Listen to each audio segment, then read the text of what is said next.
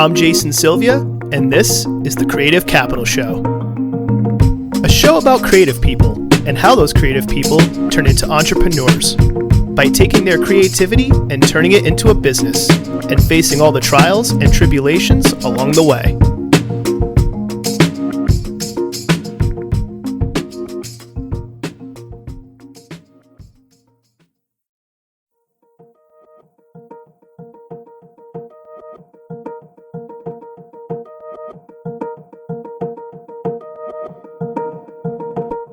Balance in the mix and everything else. This episode, I get to talk with a guest about a subject I'm really passionate about, the art of DJing. But this episode's not about me. It's about my guest, Sega Genn. In the span of a few years, Genn has already become a sought-after DJ within Providence, with an eclectic blend of house, hip-hop, and genres from all over the globe.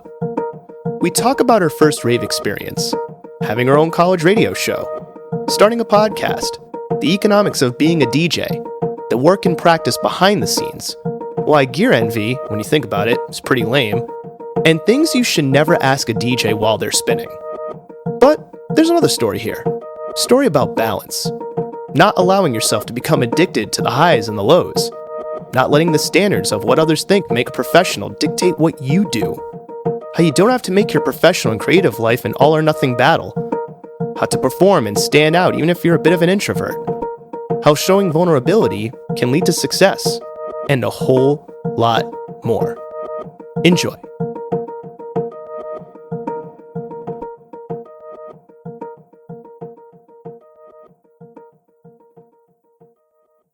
So, in those college years, one positive I noticed is that you wrote a piece for a site called The Odyssey. And you wrote a piece on rave culture. And I want to take a quote from this. When I discovered my love for raves, it was at a Wolfgang Gartner set at Lupo's Heartbreak Hotel. And apparently that was your first rave experience. Can you tell me more about that experience? God. We're already getting the Nardwuar part of this out of the way. I want to throw up. Of how fun fact, the other day, not even the other day, a couple months ago, I went through my Instagram and Twitter, and I literally wanted to like crawl into a ball, just like how cringy I was. So this represents, or this point in my life is definitely very cringy. No, I mean, I think it was a really good piece on rave culture, just from like explaining music and then explaining like your first time at a rave, and it was at Wolfgang Gartner. Can you just talk about that first experience a little bit, not rehashing the article, but like getting a little bit more in depth of like what was going through your head at that point? Because I think that's very important to the rest of the story we're going to tell and things we're going to dive into in this conversation. I mean, I think it was like a couple of friends of mine who are older had started getting into, this was also the time where like Dead Mouse and like Skrillex was coming up. So what year would you think roughly? Like 2012, 13. Okay, gotcha. And you know, they've always like talked about it. They've always played the music. But I've never been. And so I go there and everyone just seems to be themselves. And everyone just seems to dance like no one's watching, which is very cliche to say. But I think you go to different concerts and you don't see people being able to express themselves like they did there. And that was the thing that kind of struck me, was everyone was, obviously, I think it was like a Halloween thing. So people didn't really go insane. It's like, let's go. Yeah.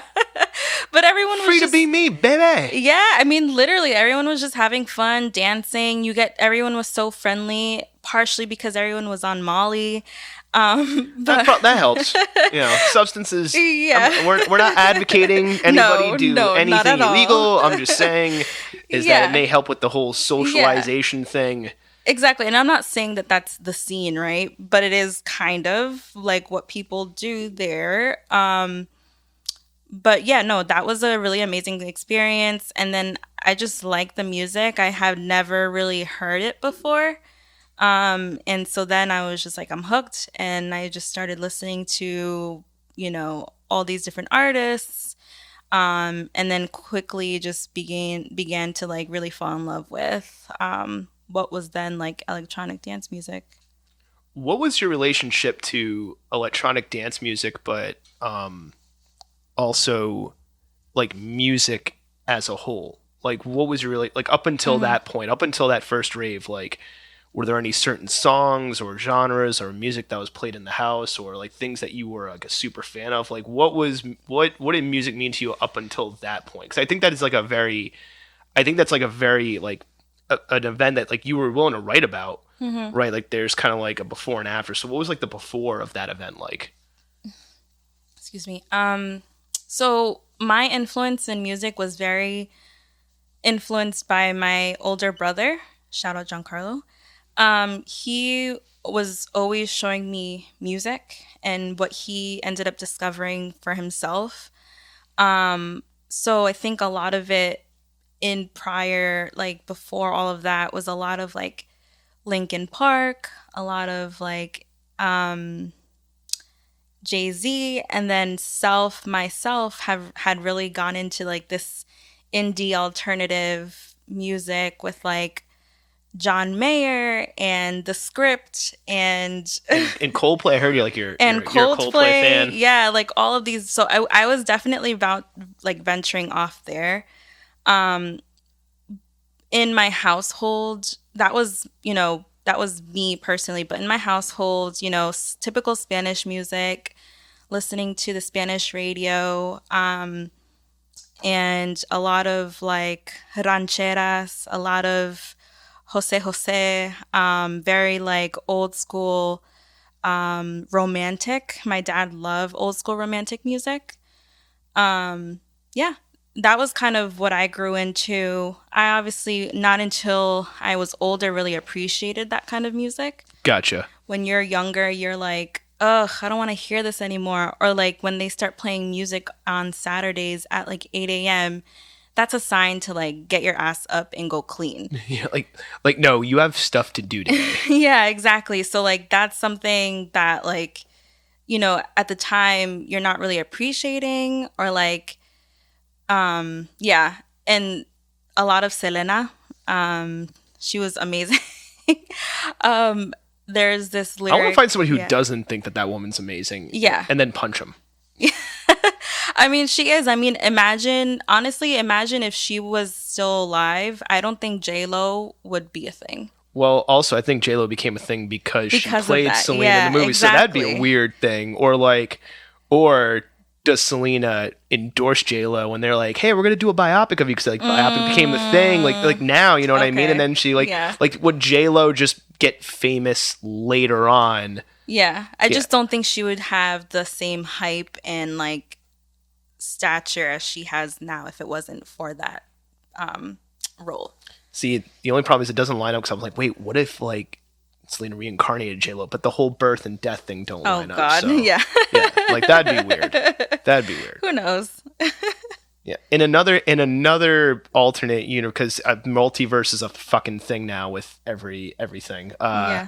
Depending on when you're listening to this, but in an alternate universe, there's like another version of Selena that's basically J-Lo, or vice versa, probably. Yeah, who knows? I mean, I think a lot of people have come out of both of their, like, they walked or they crawled so everyone could walk. Like, there's a lot of people who have been influenced by them, but I don't think to that same stature in terms of Spanish, Latin American, like, music. So you have that musical influence from your family. You have your musical influences from your brother, the stuff you were getting into, then rave culture when you're in college. And then speaking of that, well, I think that was more when I was in high school. Okay. Yeah, so it was when I was in high school, that was when I started listening to it. But then in college was when I started going to those concerts and raves because I was 18. So can you tell me a little bit about a show called Good Vibes that happened on Tuesday nights from midnight to midnight to 2 in the morning on 91.3 FM? What was that? I literally did not even remember the name of that show, but I know exactly what you're talking about. I do my research, people. I try. Yeah, I try. Kudos to you. No, so me and my two best friends from college, Leslie and Christina, they are the most amazing people you'll ever meet, both from the Bronx. And we just like got hooked. Like we were inseparable.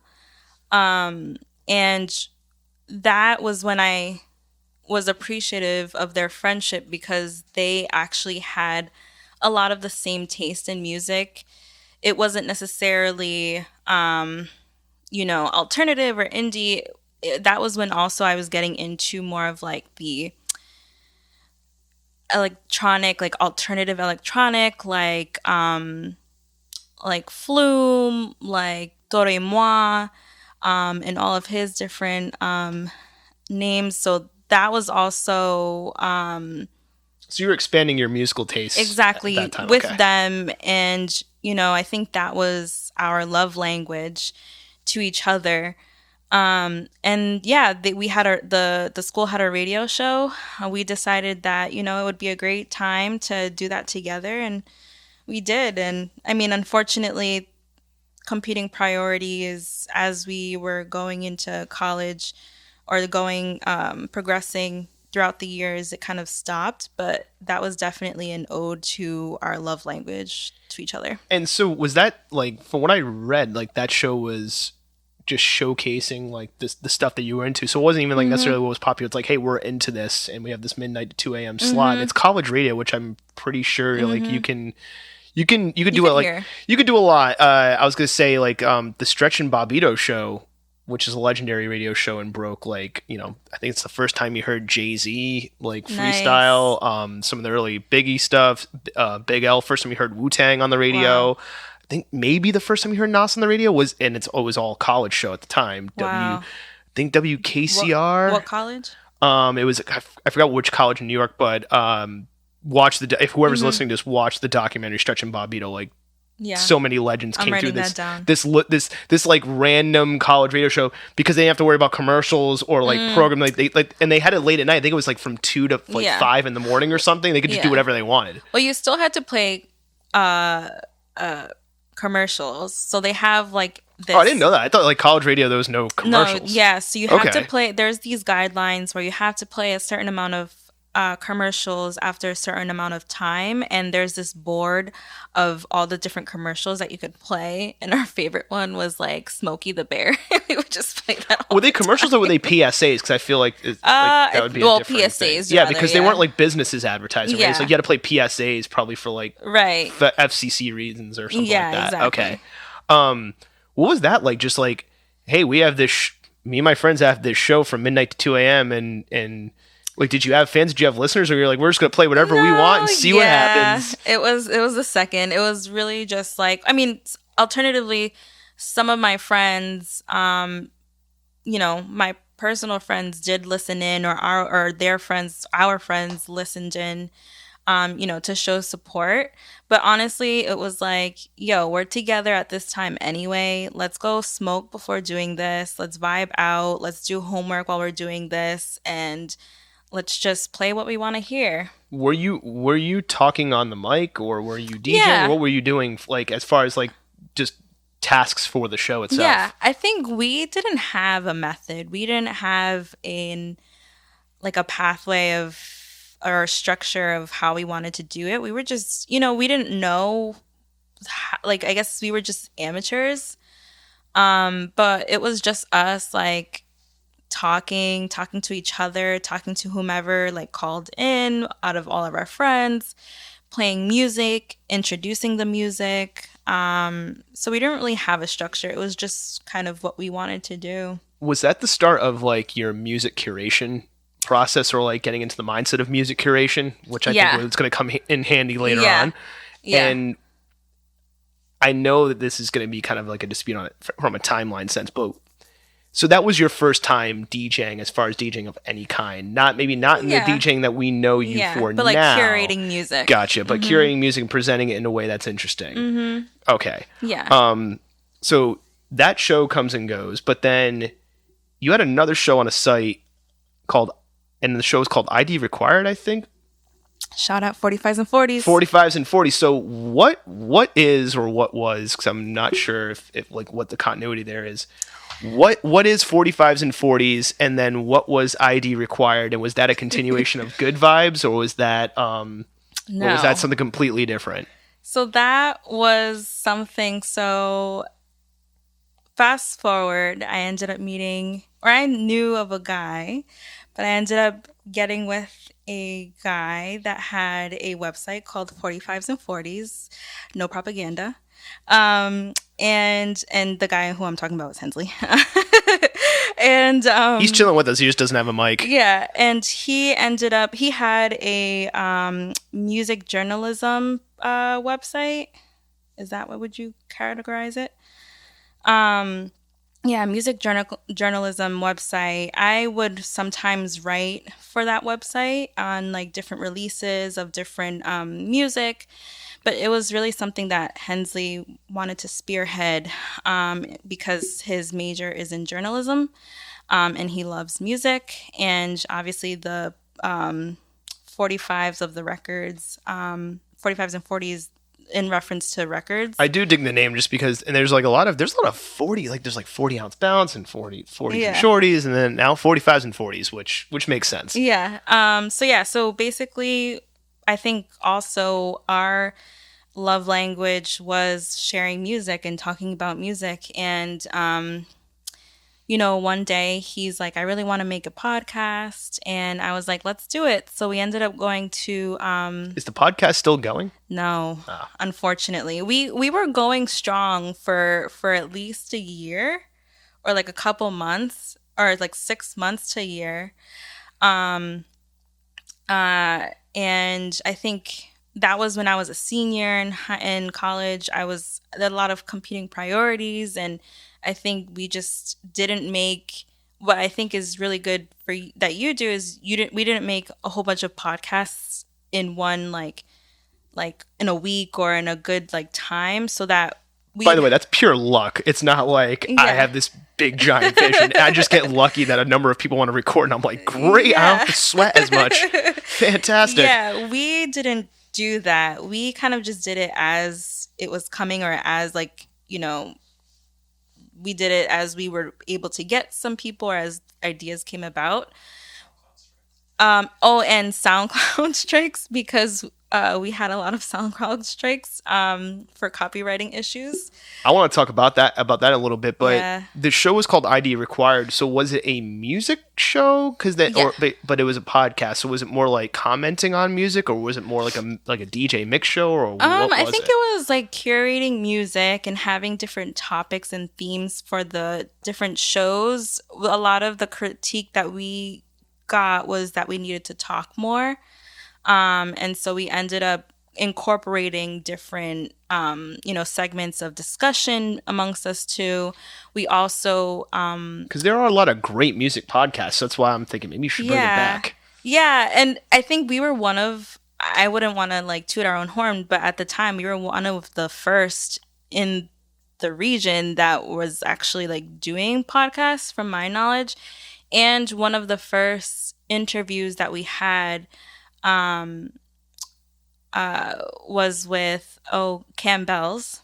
Oh wow, okay. That was when he first started, like not first, but he was like making music, and that was one of our first like interviews with someone who was actually like doing music in the city, or in the like area. So was it almost like a radio show format, in the sense of you played some tunes, played some tunes and talked, but it wasn't like necessarily play some tunes and critique them, or were you doing that too? I don't know.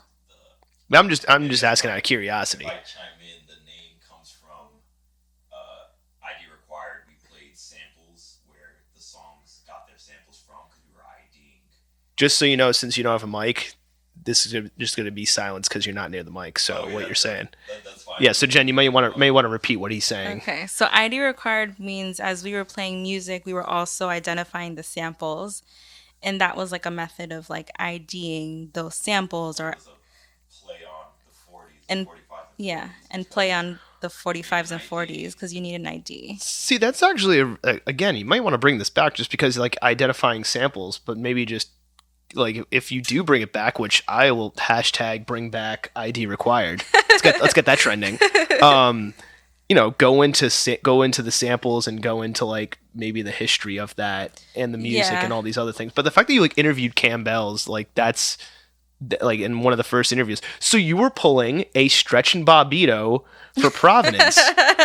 And you didn't even realize it. Just look at that, full circle, everyone. Yeah, we're already exactly. we're already intertwining everything in a way that makes somewhat sense. But it was a good run. I think just competing priorities ended up happening. But yeah, I mean, and I did move away, so I think that was also the thing. Where did you end up moving to? Saugus, Massachusetts, which is like an hour and a half from here. But he was in Providence. I was there. When we wanted to spend time together and on the weekends, it was just like, I don't want to do that. I just want to chill. You're like, I don't want to do this. Yeah. But yeah, no, I mean, I think that you're not the first person who says that. So maybe we do. So you were doing the radio show. You had a love affair with music. It was, and I say love affair with music. It was your love language, as you stated. Right. So you had friends, college experiences, met your current partner, doing a music-based podcast that was sort of radio show, sort of not, I guess. So this is seeming to be an evolution.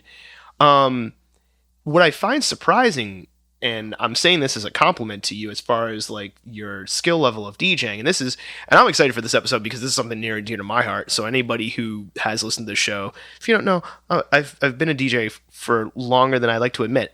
But yeah, I'm not going to reveal my age. I'll do that after the show. Just I have some grays in my beard, but I had them at 21, so I'm going to keep you guessing. You started DJing in, if I'm not mistaken, 2020? Like 2019, 2020? Like fairly recent. I started learning, yeah. Okay. You already had all this, like, infatuation and this really great relationship with music in general. What happened in that year that you're like, you know what? I want to DJ. Like, what was there like a certain event or certain thing that happened, or was it like a build up? Yeah. So Hensley actually was a photographer and videographer for Lowkey or Trash Radio or Ratio. Is it Radio or Ratio? Ratio. That used to take place in different venues, mainly Salon. Jay, who's Charlie Tunes, Jabron, Watts, and Chino. They started doing a lot of parties, mainly at Salon, and then from there, that's where like Lowkey was born. Okay. From doing those parties, and wanting to bring a different type of music, different feel into the kind of party scene or DJing scene here in the city. Basically ended up that Hensley was a part of Lowkey, and vicariously, being with him, I would go to the parties, I would be there. So you were around it. Exactly. So you're just like constantly around it. Exactly. And but then, not just a fan perspective, but like almost like a, at the same time fan, but at the same time like behind the scene perspective. Yeah, exactly. Gotcha. Okay. And then one day, Hensley ended up telling me like, they really want, female DJs, not necessarily, well, I won't get into it, but female DJs. I mean, feel free to get into it if you want. It's up to you. I mean, I think I don't want to specifically say like it only has to be like female identified people, but like just non-heterosexual men. They wanted to just have, someone who was other than that to be a part of the scene, to really be able to like collaborate with them. And Hensley had mentioned like, hey, they're looking for like, to teach somebody. And at the time I was like, hell yeah. Like I've always loved DJing. I've always loved curating music. I always loved music. I always loved for me, I was always listening to DJ sets. That was what I would do while I was, studying, working out. So I always loved that culture. And so they ended up giving me the opportunity to, practice and learn. And thanks to all of them, I was able to learn, got my laptop, got my first controller, did some lessons, and then obviously 2020 happened, which I think for me was a blessing because if it wasn't for quarantine, I wouldn't have the opportunity to really like practice and suck. And shout out to Hensley and our roommate Lewis at the time, who like on Fridays during quarantine we would pretend that we would go to the bar.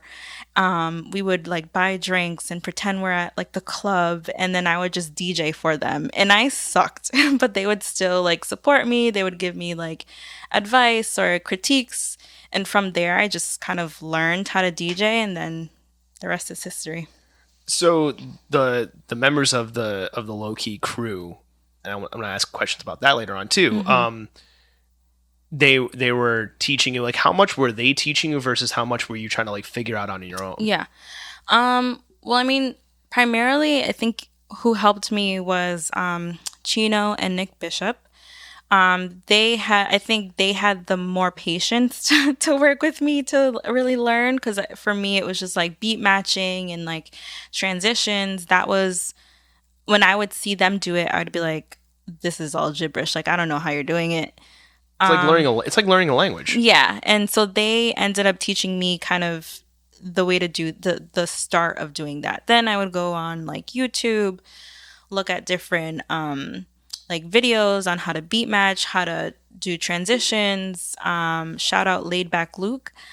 He's a really good vlogger on YouTube that does a lot of tutorials, and that really helped me a lot too. So basically just them giving me the initial kind of teachings, and then during quarantine looking at YouTube videos and then practicing. Actually, forget what I just said earlier. Might as well, since we're on this subject.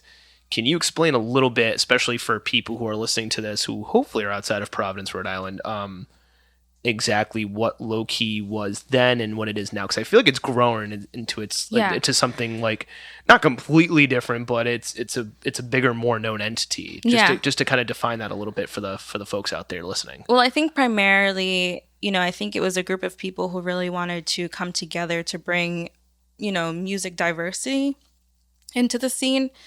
Ended up coming out to be a collective. So wanting to, not just throw parties, but also collaborate with people in different ways.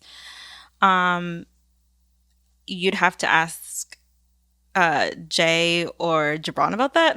Because I think for me, I came into it when it was already starting to like hit the scene at like Troop, or like the parties there would be like at capacity. There would be lines there. Primarily, it is a collective that's throwing parties, that's, ensuring that there is diversity in the music and the ways that we collaborate with other DJs and collectives, and just ensuring that the party is a different feel than typical places that you go to. It does have a different feel. I will say that of the amount of low-key parties I've been to, which are great, and as well as the parties with Stay Silent. Also, by the way, shameless plug, there's a Stay Silent episode with Jay and Sabrina, and there's an episode with Gibran. So yeah, so I mean, I'm not gonna do the sound. Thank you for doing that, because I don't do the sound effects thing in this. This is way more NPR than it is Drink Champs. Also, you can like NPR and Drink Champs. I mean, I do. I'm just saying. Yeah. I'm just saying. We are drinking right now. We're having some Narragansett Fox Point ale. Shout out. Yeah. Gansett, if you want to do an episode or just give me some free beer for the show, appreciate it. Anyway, and Gibran, if you're listening, let's get a low key episode. Yeah, that would be really cool, because I think I would need to buy more mics, because it'd be a lot of people. We have mics too, so we need a bigger mixer then. Yeah. But yeah, no, I think that would be very helpful, because even for me, just going into it already when it was like being established, the, no pun intended, genesis of it was really just being able to create a different atmosphere. And I think it's something that we want to intentionally do, because it's not just a party, but being able, like, if I'm not sure if when you're at the party you hear, but like Jabron he likes to say affirmations during his like shout outs, just like He shouted me out on New Year's, and I was like shocked. And I was also by myself because like a number of people were like, "I'm not going out." And I'm like, "All right, I don't want to. I want to be out of the house." And I was just kind of in that mode of like, I know people here, but I don't know people. I'm like, and then all of a sudden he's like, "Oh, I'm like, oh, holy shit, okay." Yeah. By the way, thanks, Jabron. That was awesome. But like he's a totally different style than Nick. 'Cause I remember Nick DJing with my buddy Anthony. Back in the day before maybe Nick was in Lowkey at the same time, but I remember he had his night with my buddy Anthony at Salon, and I think they did some stuff at Local 121. By the way, anybody listening outside of Providence, these are night spots. Just so you really feel like, what the fuck are they talking about? Yeah, local venues. Yeah. But yeah, like you and every person has their own distinct thing. Like it falls under an umbrella, but like. A set that you do versus a set that Jabron does versus a set that Nick does are completely different things. And you might get them on separate nights, and you might get them on like the same night. Like New Year's was the same night, which is like, holy shit. Yeah, I think that's why we love Kim so much, because it's our interpretation. What's Kim for people who don't know? Kim is Keep It Moving. It's our monthly electronic house music night. So really an ode to the founders of house music, such as like Larry Levin or like Frankie Knuckles. Really just embracing the culture of house music, because house music was founded by Black people, and really being able to recenter where it's from and who it was for. So like almost taking it back to like the Larry Levin, hopefully I got this right, Paradise Garage days. Yeah, okay. And like and like garage in Chicago. And so really being able to like have an ode to all of that music, because I think all of us, there was one night where like I started playing house music and I was like, I really want to start playing this, and then everyone started playing their interpretation of house music, and we were like, yo, this would be like a great like night. There is not a night like this in the city that's not like a Shrine nightclub. No offense to Shrine nightclub, because I love Shrine nightclub. I love going to I Love Tuesdays at Foxwoods before COVID, before BC. But I think it's those types of atmospheres, very like Las Vegas. There's just a different feel to those. I feel like maybe at least for me, and I could be dating myself, like the Can't Stop folks, like they had a night at Salon that was monthly, and it's very reminiscent of what you guys are doing. But I will say there's a difference there. It was very, very deep house. Like you had to be a super fan of to house, know, and like almost a historian of it to like really appreciate it. Yeah. And that's not a bad thing, but like it would be interesting. Again, this is like a tangent, but it would be interesting, like go into the basement where they'd be playing like some deep house grooves, and then you go upstairs, and sometimes it'd be funny enough, it'd be Nick upstairs, like just playing like some again amazing stuff, but more like current contemporary, and then all of a sudden I could go downstairs and hear like all the folks from like Can't Stop, which put on a night called Sweatshop. Sweatshop was the name of the night. Okay. And Sweatshop. I remember that. Yeah. I'll show you the sticker later, because they used me for one of their flyers. Nice. But yeah, like Sweatshop was more of a deep house night. But again, it was two different things. Yeah, it was like very deep, very like... And I feel like the way you DJ, and this will go into my next line of questions, I feel like the way you DJ, when I hear you, takes me back to those nights at Salon, but less annoying. And the reason why I say that, and I'm glad you were mentioning like the whole... like you'd play in house music, and then it's like everybody's doing their own interpretation, because I would go to a Can't Stop night, which was in the basement. So for anybody who doesn't know, Salon had like a basement, which it was almost like going to two separate clubs in one, but both were very small. The basement was one thing, and it had its Yep. own separate bar, and the bars were not connected, so you have to close out your tab at one. Yeah. If you only had one credit card or something, and I'm not balling like that, folks. I have one credit card, and I don't like carrying cash. Yeah. So like then you'd go upstairs, and upstairs would have a completely different vibe than downstairs because they would have different DJs, and also Yeah. downstairs was. It kind of felt like partying in your parents' basement back in the day, Yeah. and then upstairs was very brightly lit and Yeah. more of like a hyped up party. Yeah. So there'd be nights where like Nick, really tying this together, Nick and my buddy Anthony would be DJing and playing like stuff that I would hear in a club, but in a really cool and interesting way, and I'd be like all like woo party, and then like I had friends that were really like deep in the house that were also DJs, and I'd go downstairs want to hear, but I have to go up and downstairs every couple songs, so I didn't want to miss out what was going on the other thing, and then Yeah. also have to close out my bar tab and then reopen it. And Or when- people at Salon really fucking loved me for that one. Yeah. Or the nights where there would be like a long line just to go downstairs and you had to wait like a Right. half hour. So the reason why I say all that is I feel like you took those two very different experiences, at least for me, and when I heard you DJ, I'm like, oh, it's as if somebody was just like, let's just make it one floor. I feel like that's the way, at least my interpretation. Yeah. If I'm wrong, feel free to shut Yeah. me up. Can I tell you a story about Sure, Salon? sure. So I used to I used to sneak into Salon. Oh, okay. So my friends were older than I was. I wasn't 21 at the time, but they wanted to go out and I wanted to go out with them. And so at Salon, there was this back door that when you opened the back door, it was the door that led to the downstairs, like the Yep. stairs to go Yep. downstairs. And so my friends would go into the front door, go all the way to like if they were going downstairs, tell me that they were at the door, open the door, and I would run downstairs and I would stay there for like an hour. And then, at that time they wouldn't even notice that I was there. So, fun fact. I used you to go. sneak into Salon. There you go.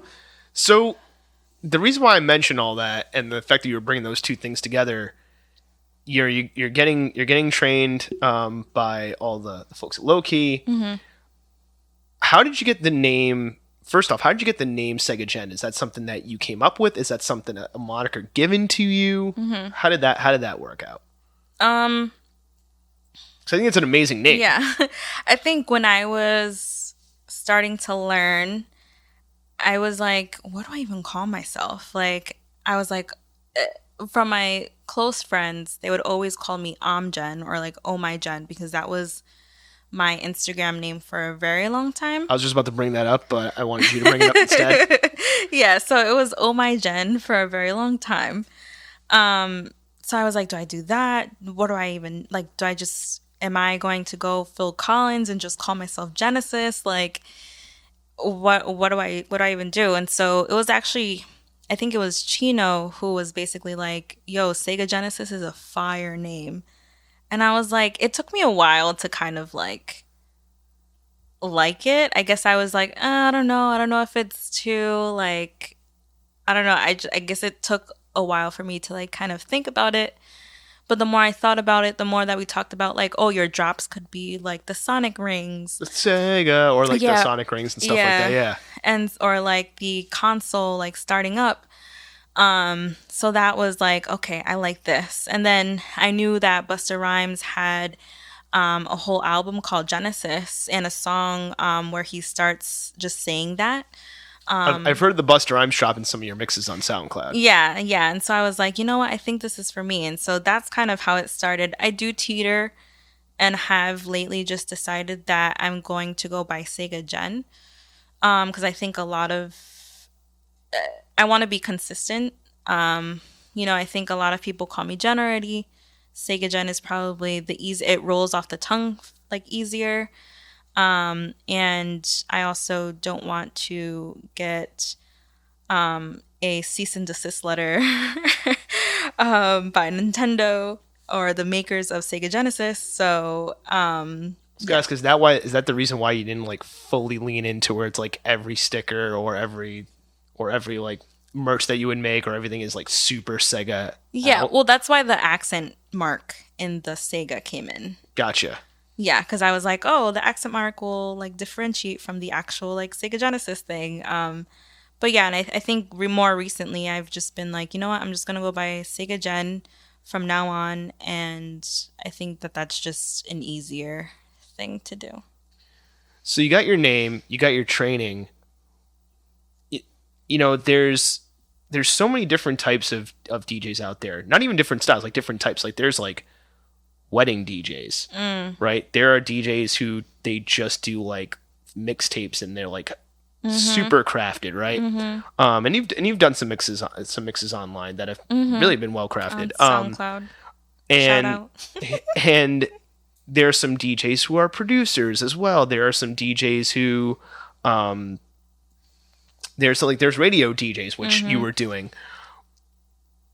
How did you determine, was it more of the influence of being around Lowkey, or did you already have an idea, or maybe you didn't have an idea? Like, how did you determine this is the type of DJ I'm going to be? Because this is something very near and dear to my heart. Like, I've got an appreciation for, like, I could never be a wedding DJ. Like, because, like, what they do is a whole different Same vibe. here. You know what I Same mean? Like, here, yeah. like having to be like, oh, I got to make sure, like, this wedding goes well and play the right song. And sometimes like, be your own, be the MC. yeah, be the MC and all that kind of stuff. And then there's like difference between that and like your radio DJ versus a club DJ versus like a mixtape DJ versus like that.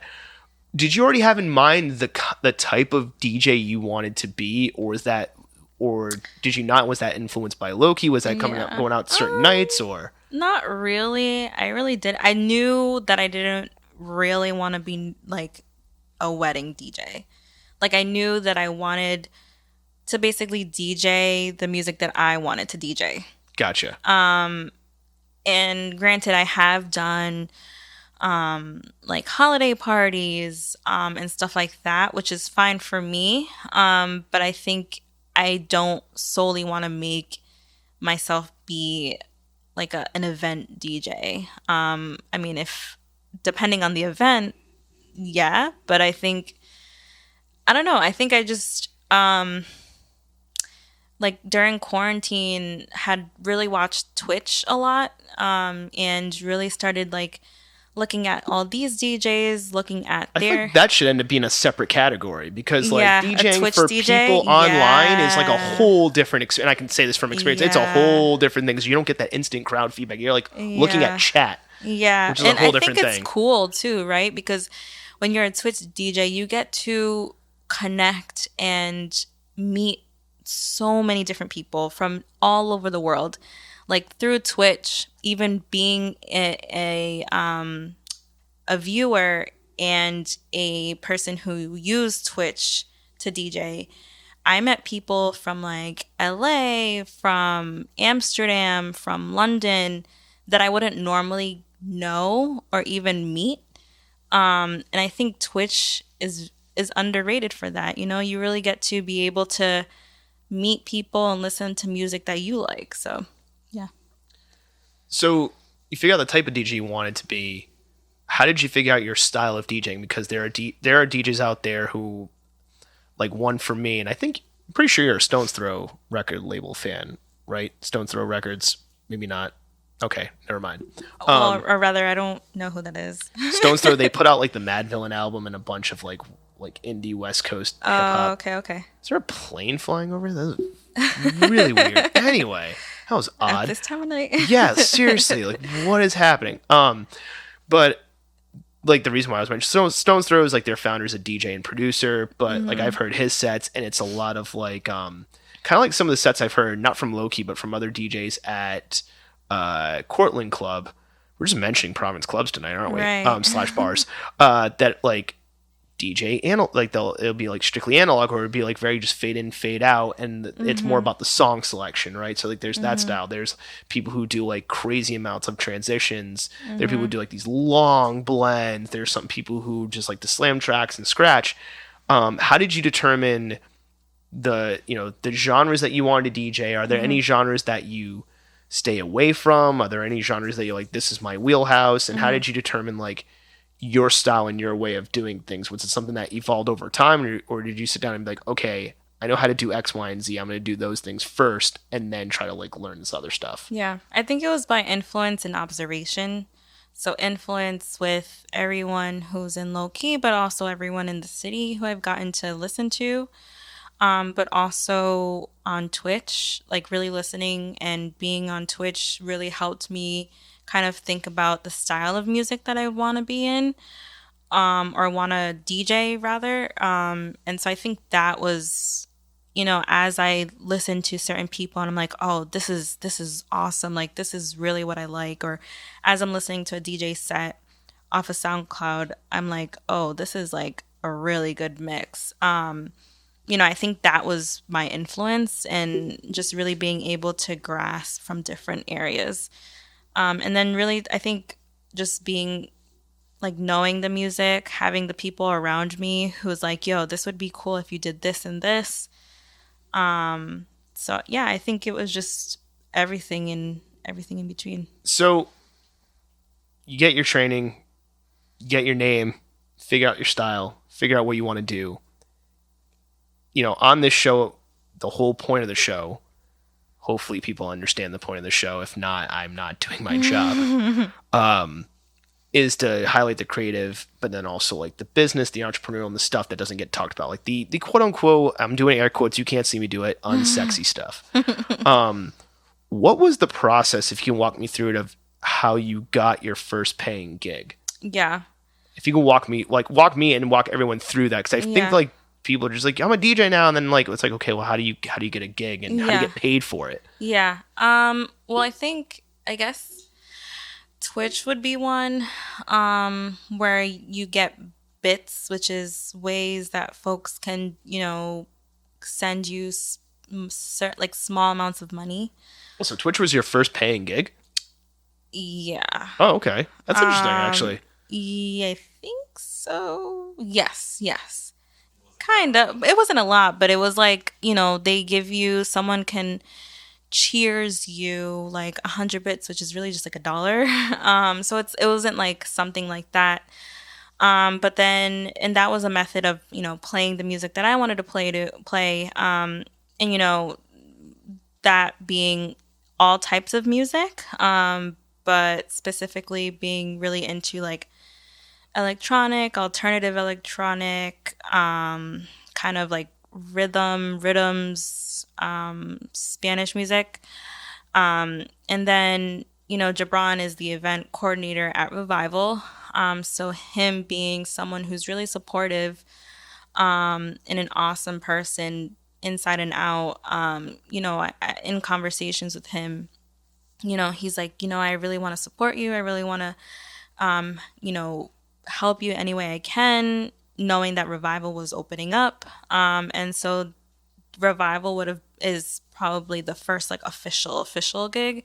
And that was like a day gig. So that was like a starting at 12, ending at 4 type thing. And it was very like low maintenance. Like it wasn't like I had to like blend certain music. It was really just like setting the stage or setting the vibe of that afternoon. And I think that was very helpful for me, to have that as my first gig, because it really got me comfortable with being able to do that in person versus like on Twitch. So speaking of setting a vibe and music and whatnot, just getting into like the more of like the nitty gritty of DJing, we, and like by we I mean like not just you and I, but like everyone in the damn planet, we have access to like a damn near infinite amount. It's ridiculous. An infinite amount of music than ever before. Like we can just like, we can literally just say like the song we want to hear or like the band, and then it can like, it's like some Star Trek fucking shit. Like I can say it and then it'll just play in a speaker in my house, like, which is batshit crazy if you think about it. How do you go about, because you're talking about curation and stuff that you like, how do you go about choosing which music to use when DJing? 'Cause I think like so many people see DJing from the outside and they see all the technical stuff and all the transitions and the scratching, all this like cool stuff and like that, and like, pushing buttons and doing effects. But I think sometimes people don't understand, like, there's a lot of time and effort that just goes into like the music that is chosen that you're gonna bring to the gig with you. Hours. Which is, that's another question I'm gonna lead into, because that's a whole other thing. But can you walk people through your process? You said like hours, like your eyes lit up because I can tell it's one of those things where it's like people don't see that kind of work. Yeah. So like what is the work and how do you go about choosing like the music that you're going to take with you to go DJing with? Yeah. I mean, in preparation, even starting to even try to do DJing, like it took like a month or two to even just download music.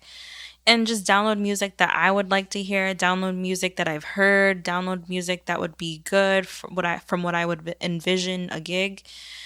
Primarily, what I do is I kind of research where I'm playing first. So in other words, let's say I was playing Crib as a part of the Lowkey night.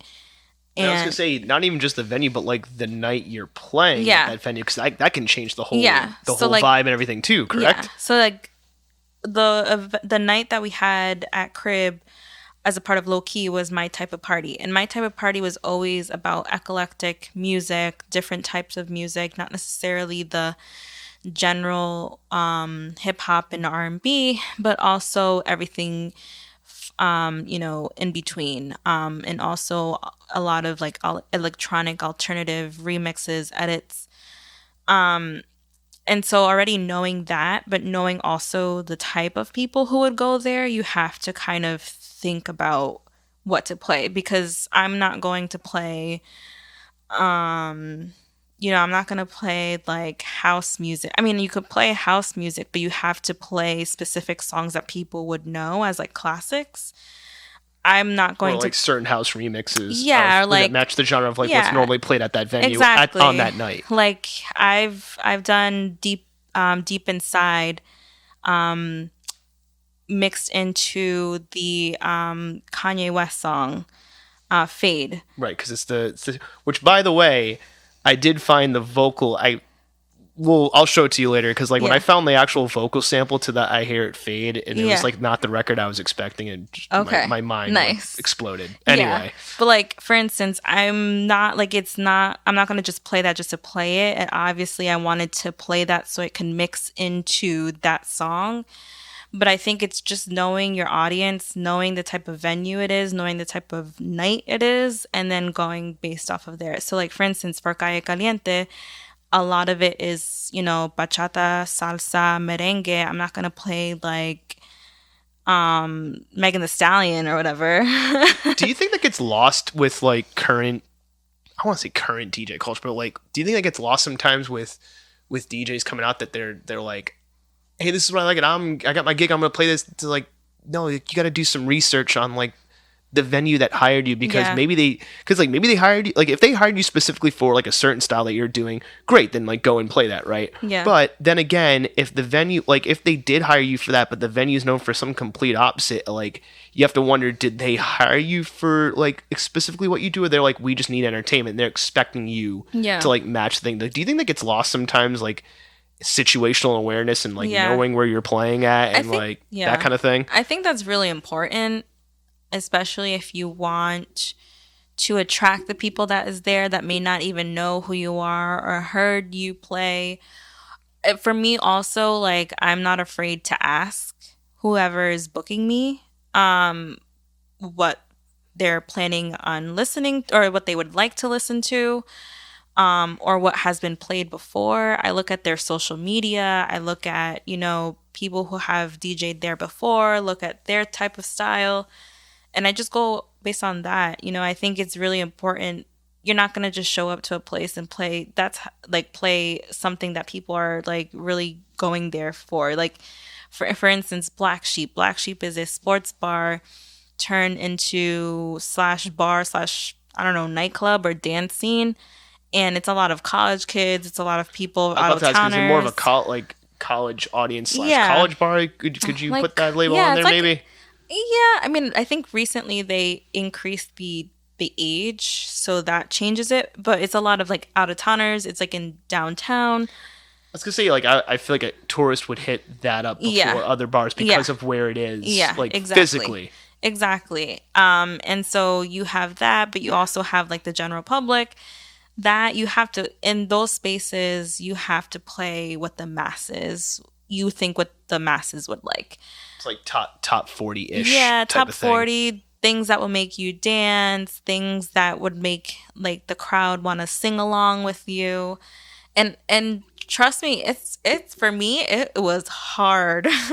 The first when Chino and Watts invited me to play with them, it was hard because you just have to play for the masses as much as you want to play for yourself and what you think people are going to be receptive to.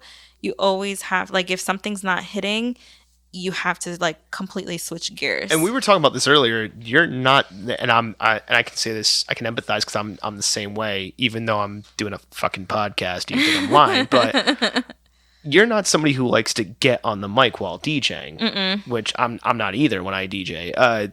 So like, do you find that to like help or hinder depending on where you are?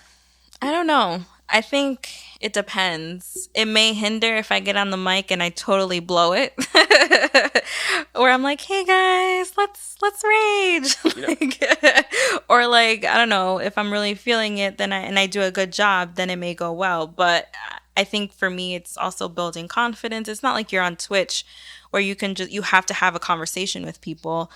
That place you have to like amp people up, you have to hype people up, you have to like, like, hey girls, shake your ass, or guys, like, do the damn thing. I don't know, just stuff like that. And I think it's just so awkward for me. I don't do that on Twitch when I DJ either. Next, I'm like, I feel like a weirdo. I'm like that, those lines coming out of like, again, nobody can see me coming out of this face and this. Yeah, well, this you're persona. not gonna say that on Twitch because no one's really like dancing. But I mean, I have heard DJs actually say that, which like, but they say it in a joking way, which makes me laugh my ass off, and I'm like, okay. But there are people who like, you're right though, like the way you were looking, like, well, what is? I'll put it this way. I would rather have somebody just speak softly or not say much instead of the person who like says it, whether it's in person or on Twitch, who says it and you just don't want to hear their voice. Like, please shut up and play the hits. Like, please stop. Please stop. And that's also something that, in talking about that, there are some DJs, who that's their thing. Like that are very good at it. And they're very like they're a DJ / hype man, and they're very / host, and they're very good at that. Yeah. But then there's some who think they're good at it, and they're not good at it. Yeah, like I forgot where I was, but I think there's also a fine line of like talking too much and talking just enough. Thank you for saying that. You should not. And in my opinion, as a person who's trying to dance and have fun, if I'm hearing you every transition or every other song, like that's disrupting me from wanting to dance or wanting to like actually feel the music, There's also like the DJs that I've heard, and thank God it's been very seldom, where it's just like Bobby Z in the mix. Like it's like a bad radio DJ. They're like, we've got a bachelorette party, Samantha. Playing this one for her and all her dirty girlfriends. It's Dirty by Christina Aguilera. And it's why? Just please stop talking. I'm not gonna lie, my Hit friend the smoke group, machine, and you're like, oh god. My friend group has been that though. Like we have, this is like obviously. It's fine that you like the audience has been that. I'm just saying the DJ who's just like it's like a weird marriage of like wedding DJ and strip club DJ. Oh god. And guy just doesn't, or guy or gal or they or them, whatever, that just doesn't shut up and like whoa, and it's like it's my own ninth circle of hell, ladies and gentlemen. If you want to know, there's a fine line between it, but I feel like in certain places, people do come up to certain DJs and be like, "Oh, can you shout out my friend for her birthday?" And I'm not saying that that's a bad thing. That's different. I'm saying, that's different though. I feel like that's a little different. Like shouting somebody up in like every 5 seconds, like playing the hits. I'm like, oh god, no. Stop. It's cringy. Yes. All right. So we agree on that. Yes. Which I'm glad we do. Because I've got some bad memories from hearing people like that. Anyway, well, actually, you know what? That leads me to a question. How much do you think it's? I've heard Gary Vaynerchuk, a very famous entrepreneur. So we're bringing in the business stuff, people. We're just doing it very intertwined way. How much self-awareness we were talking about like having awareness of the venue and situational awareness and like looking at, and I was gonna also make a note like looking at the crowd and see how they're vibing, right?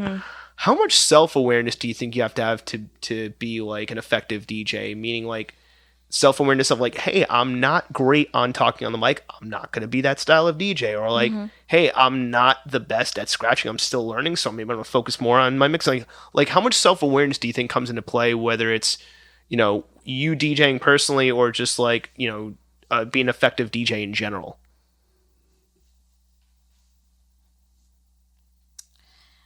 I think my answer is a two-parter. One part of my answer is sometimes certain DJs already have the crowd or the name, like cred, to not be as self-aware because obviously everyone's going to see them, or the people that are there are going to support them no matter what. And I've seen, DJs not have to have that self-awareness, but still get great reception from DJing, regardless if they tried hard or not, which is fine. They probably built themselves to be that way. So I think I've seen both, where it's like you don't have to try as hard, but people are still going to be receptive. Or like me, still up and coming, I have to try very hard. Like I can refer back to when I did my first solo night at Troop, where I was like trying to mix in different types of music and people weren't that receptive. But I also think it's like someone said to me, one of my friends said to me, is like, you have to let people like get comfortable. Like you can't expect people at like 10 a.m. to start raging. And as much as you want, and I think it's so hard because you're trying to like look back at the crowd and you get want that reception. Visceral feedback exactly. too. You want that instant like, oh, I'm doing They're good. like, Okay, keep doing that thing. Exactly. Yeah. But at 10 o'clock, people are just trying to get them their drinks. People are still like fighting a hangover, possibly. Stiff. Yeah, like they're still stiff. And as the night goes on, people become more loose. So I think there's that too, is like, and sometimes you just have to try really hard. Like the venue or the crowd just needs more attention. So I think it depends. It really depends. And I think that's just how it is. Especially if folks don't know who you are. I think that's also harder, in my opinion and in my experience. I think that's an accurate statement for anything. Speaking of preparation and working hard, when you DJ, is it like planned sets, or is it each set is unique because you're doing stuff on the fly and you just have like your crates where like are organized in such a way where it's like, all right, each like I practice my mechanics, but not exactly practice a set? Or is it like, no, you have like a set that you're sticking to and then like you can deviate if you need to? Yeah. I've seen both sides of it, and I think there's like pros and cons to going about it either way. Yeah, that's funny because I actually saw this vlog where it was basically like planned sets or planned transitions or what have you is not real DJing. And for me, it's like, well, yeah, it is. Like, I think you're still providing this type of like energy and vibe to a place. You're still trying to, provide a product of energy. And in some certain gigs, I do plan my sets and transitions. Primarily like Kim. I like to have a structured set. But if I'm playing at like a bar like Fortnite, which is in Federal Hill, or Cortland Club, I go in there with no set. I just play whatever I feel like is right for the mood. yeah, so that's pretty much what I teeter on. I sometimes I don't have a set, and I just go based on what the mood is. Sometimes I like to have a set because I like to have that structure, and I know that in that structure is when I'm going to succeed best. So going from that to, I want to ask this question about technology because I think this is a contentious thing amongst creatives and amongst in the realm of DJing, right? Like technology's changed so much changed so many things in this world, but especially I think when it comes to DJing, just to keep everything on topic. So like for example, just the way we were, I was just mentioning before, like the way you can access music, the way you can buy music, the way you can consume music is completely different, which means the way DJing is gone. So, for example, we're in my apartment right now recording. I have my 2 analog turntables and a mixer that can like talk to a laptop. You have a controller, which is a purely digital device, but it allows you to DJ, right? You know, somebody who's wanted to DJ and then recently like practice, and I say recent in the sense of like you sound like you haven't been recent, like, which I'll say that's a compliment to you, like you've been practicing and doing things for years. But somebody from I guess the recent standpoint, are there certain, like, because it seems like every other day I'm hearing about like some new like innovation or new feature or new software update if you're somebody who uses DJing software. What is your stance on that? Like, do you think that is there some stuff that you're just like, oh, like this is an amazing thing, like this is amazing, like it makes my job as a DJ easier? Are there some like technical stuff or like software things or that use that like this is great? Is there some stuff that like this is a pain in the ass? Like why is this a thing? And I'm by no means like an expert. I mean, I think I have such. Wait, you're not? Why am I having you on that? I have so much to learn. So I want to preface by saying that. But I mean, for me, I think it was influence. Like everyone was using Pioneer.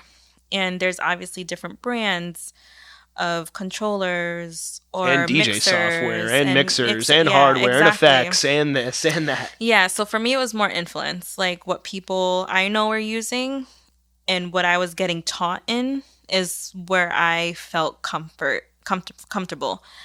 But I knew, for instance, I recently just got an XDJ, which is like sorry, I'm blanking on so I started with like a small like easy beginner controller, Pioneer controller.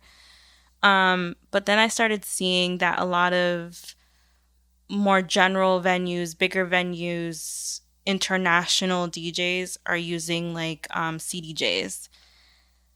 I want to keep that stuff in mind because that's going to lead right into my next question. Yeah.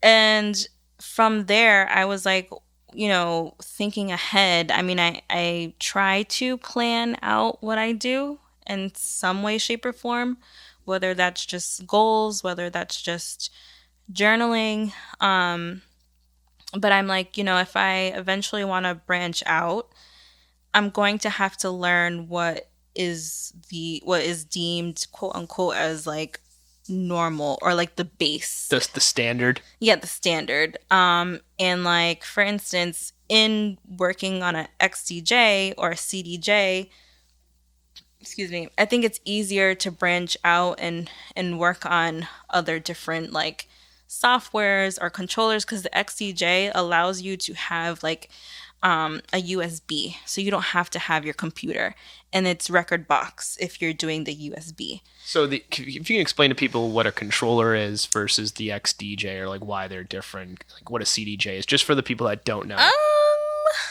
I think for me, I'm not the best person to answer. So I want to give my best shot. Yeah. So a controller is a self-contained unit. It's basically your 2 audio sources. They kind of look like CDJs almost, but 2 audio sources with, buttons and platters on each side. Sometimes they'll have 4 audio sources, and then in the middle, a way to mix them together. But a lot of the times, they're not analog. So unless they're connected to a computer that has a specialized DJ software, depending on the manufacturer. It could be Record Box, which is by Pioneer. It could be Rane Serato, which is like Rane has been more the standard, but Record Box is now, because Record Box by Pioneer and Pioneer made DJ gear for so long, that's becoming like a competitor to Rane. The controller, their short version is, it's kind of like a giant mouse. It's a USB device, and it lets you control things in the software, but you need your laptop, you need your computer. All your music is living on the computer / hard drive / USB drive, and then that connects to your speakers and it lets you DJ. So there's that. You said that so eloquently. You know what? Maybe I should do a DJ like tech channel. I'll just get into the technical cool stuff, and I'll help people out. That if you want to be a guest on that, if that turns into a thing. Anyway, so there's that. So then you have that. Because really, and I kind of want to say this only just a short version of it, because this is going to lead to my next question. But like when you're DJing, it's basically you're taking a couple of different audio sources and mixing them together. Like if we're going to get like real bare bones about it, right? Yeah. So the CDJ part is 2 actual separate physical units that can play CDs, not actual records. Those are turntables, but the same kind of way of thinking applies. 2 physically separate units, right? And then you have like a mixer that goes in between them. Sometimes the mixer can be attached and built in. Sometimes you can buy it aftermarket. The mixer lets you blend the audio signals and, EQ, add effects. And then you have your CDJ units, which can play CDs or play music on whether it's an internal hard drive or some kind of hard drive you attach to it.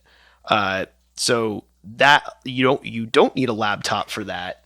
You can, but you don't need it. And from what you're telling me, this is self-contained in the fact that you get the same, there's benefits to the laptop. You get like waveform visualizations and stuff like that. You can kind of like see the waveforms, see the music, do all these features. But I'm guessing the difference is that this is all self-contained. You don't need the laptop. Yeah. Like you can just add a USB drive or get the music on there. It's a self-contained thing. Yeah, and you can also, the XDJ, or at least the new software, provides you with the waveform. Okay. Or at least, I haven't tried the Record Box side of it. I've only tried it when it was connected to my Serato. And in the screen, it has the waveform. I definitely want to get your opinion on this. As somebody who's new and learning, and really good, by the way, I want to get your opinion on this. I appreciate it. Welcome.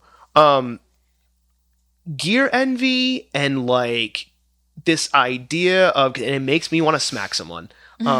You're not a legitimate, like this idea of you're not a legitimate DJ unless you have X equipment. You're not a quote unquote, I'm doing the fucking air quotes. I'm snapping. unless you have X amount of equipment.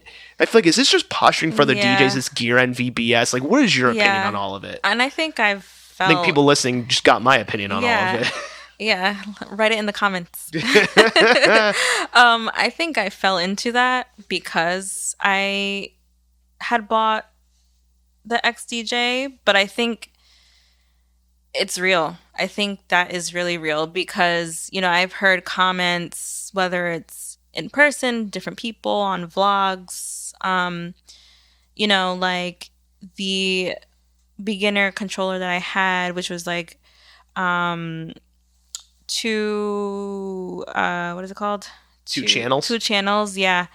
And like limited amount of like BPM, like switching and stuff.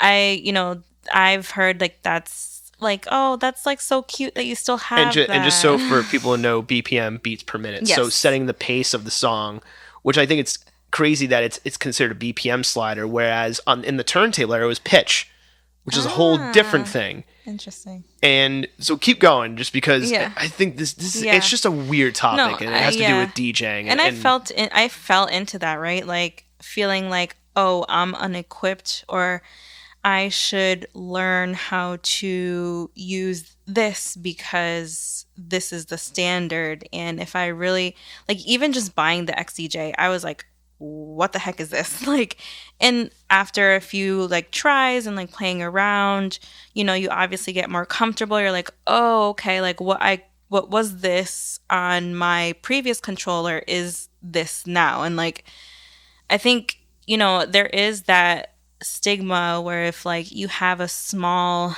controller, beginner controller, it's like, oh, like that, that's so cute that you're like trying, Where do you? And I'm guessing you only heard did you only hear that from other DJs? Because I feel like again, a person in the audience would not know, nor would they care. Yeah. You hear it from other DJs, you hear it from vlogs, and I think that's real, right? Like, and people have their preference of what they prefer to play. And I think it's also like, for me, it was more of like how equipped I am in a setting where like I'm given a CDJ. Do I know how to play it? Because if I didn't have the XDJ, I wouldn't know how to play a CDJ. At least with the XDJ, I have some type of knowledge of how to work that equipment. But there is like the difference of like, oh, is Newmark or Denon better than Pioneer, X, Y, and Z? Like, which one's better? There is that kind of like competitiveness of like, I'm a better DJ, or this is a better equipment. Which to me is the most insane thing, because like, you take somebody like DJ Premier who like, yeah, he's got like a nice Serato mixer, but he's still using turntables. And I'm like, you're going to tell me that some new jack with like a $2,000 controller or whatever is going to rock a party better than Premier with his like with his quote unquote limited equipment, because it's not the fanciest thing. Like, and then also like in that same light, like for instance, what deems as a DJ, you know what I mean? Like, if you're not scratching, are you even a DJ? Like, I've heard that maybe before. Not in certain genres, but yeah, you are. Like, of course you are. Or like nowadays, all these DJs are producers now, and that's the only way you're able to like really get up there and get your name known, is if you have like music that you've produced out there. Like, I think like my question to you is like, do you see? Wait, you're asking me a question? Yeah. No, you don't get to do that. But like, do you see that difference too? Is like, DJ producer versus just like a curator. Well, that was going to be a later question, so we're going to table that. That's a later question for you. But why do you think that gear? Because you don't see this with other. I don't know. Like, you don't see this with other stuff. Like Jack White, who's, go look him up if you don't know who he is, but like, amazing guitar player. Like, his stuff sounds amazing, right? And one of his first guitars was like a crappy guitar he bought at Sears, and he was like, I'm just gonna abuse. Like, I remember watching a documentary with him. He's like, I'm gonna abuse this thing. I'm just gonna like know how to play it inside out and make it do what I want to do, even if it wasn't like. So maybe he would show up at a gig and somebody would make like maybe go haha, like he doesn't have like XYZ guitar, but then he'd play and probably shut everybody up. Yet I feel like you could still do like an amazing set, kill it. And then another DJ would just be like, yeah, but you don't have this. I'm like, why? Yeah, like, oh, can you play this? Like what? Like, do you have like? I mean, like, in your opinion, where do you think that that's more just DJs are like a special breed? It's like a different type of thing. Like the gear envy is strong. Yeah, I think it's I find it weird. Like, I remember watching an old. Sorry, I feel like I didn't mean to cut you off, but like I watched like an old DMC. Used to be called the Disco Mix Championships. Now it's the DJ Mix Championships. That's how far the DMC goes back. There was an old competition where it was a guy DJing with reel-to-reel tape decks. And it's from like 1989, and it's an awesome set for like the time that it's in. And he's doing it with fucking tape decks. Yeah, like, who gives a shit? Yeah, I think I think people want to credit themselves, and people want to feel like everything that they've accomplished or everything that they've worked hard to do is valid. And I think that's just the basis of it. Is like, so it's ego? Yeah, it is. I mean, you think about it. Ego and like posturing? Yeah, I mean, for anything that you think is in competition or comparison, it's all about, how could you validate yourself or be different or be more capable of doing something. And I think that just comes down to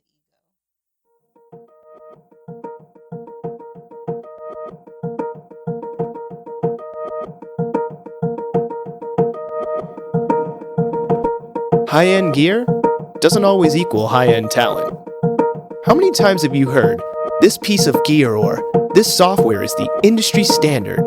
Or, hey, if you use this product that this super successful person at the top of the industry uses, you'll be just like them. But who gets to determine what the industry standard is? And did that super successful person always use that new product being promoted? What did they use in the beginning of their career? While Jen did buy new equipment, she did so based on her needs, rather than the opinions of others. I'm glad she spoke on this practice of gear envy, and as if the better the gear, the more professional you are. Which, when you think about it, it's a form of gatekeeping, and to be honest, it's pretty lame. The main difference is not the gear, the features, or how much money you spent. At the end of the day, the main difference, the main ingredient, it's not the gear, it's you.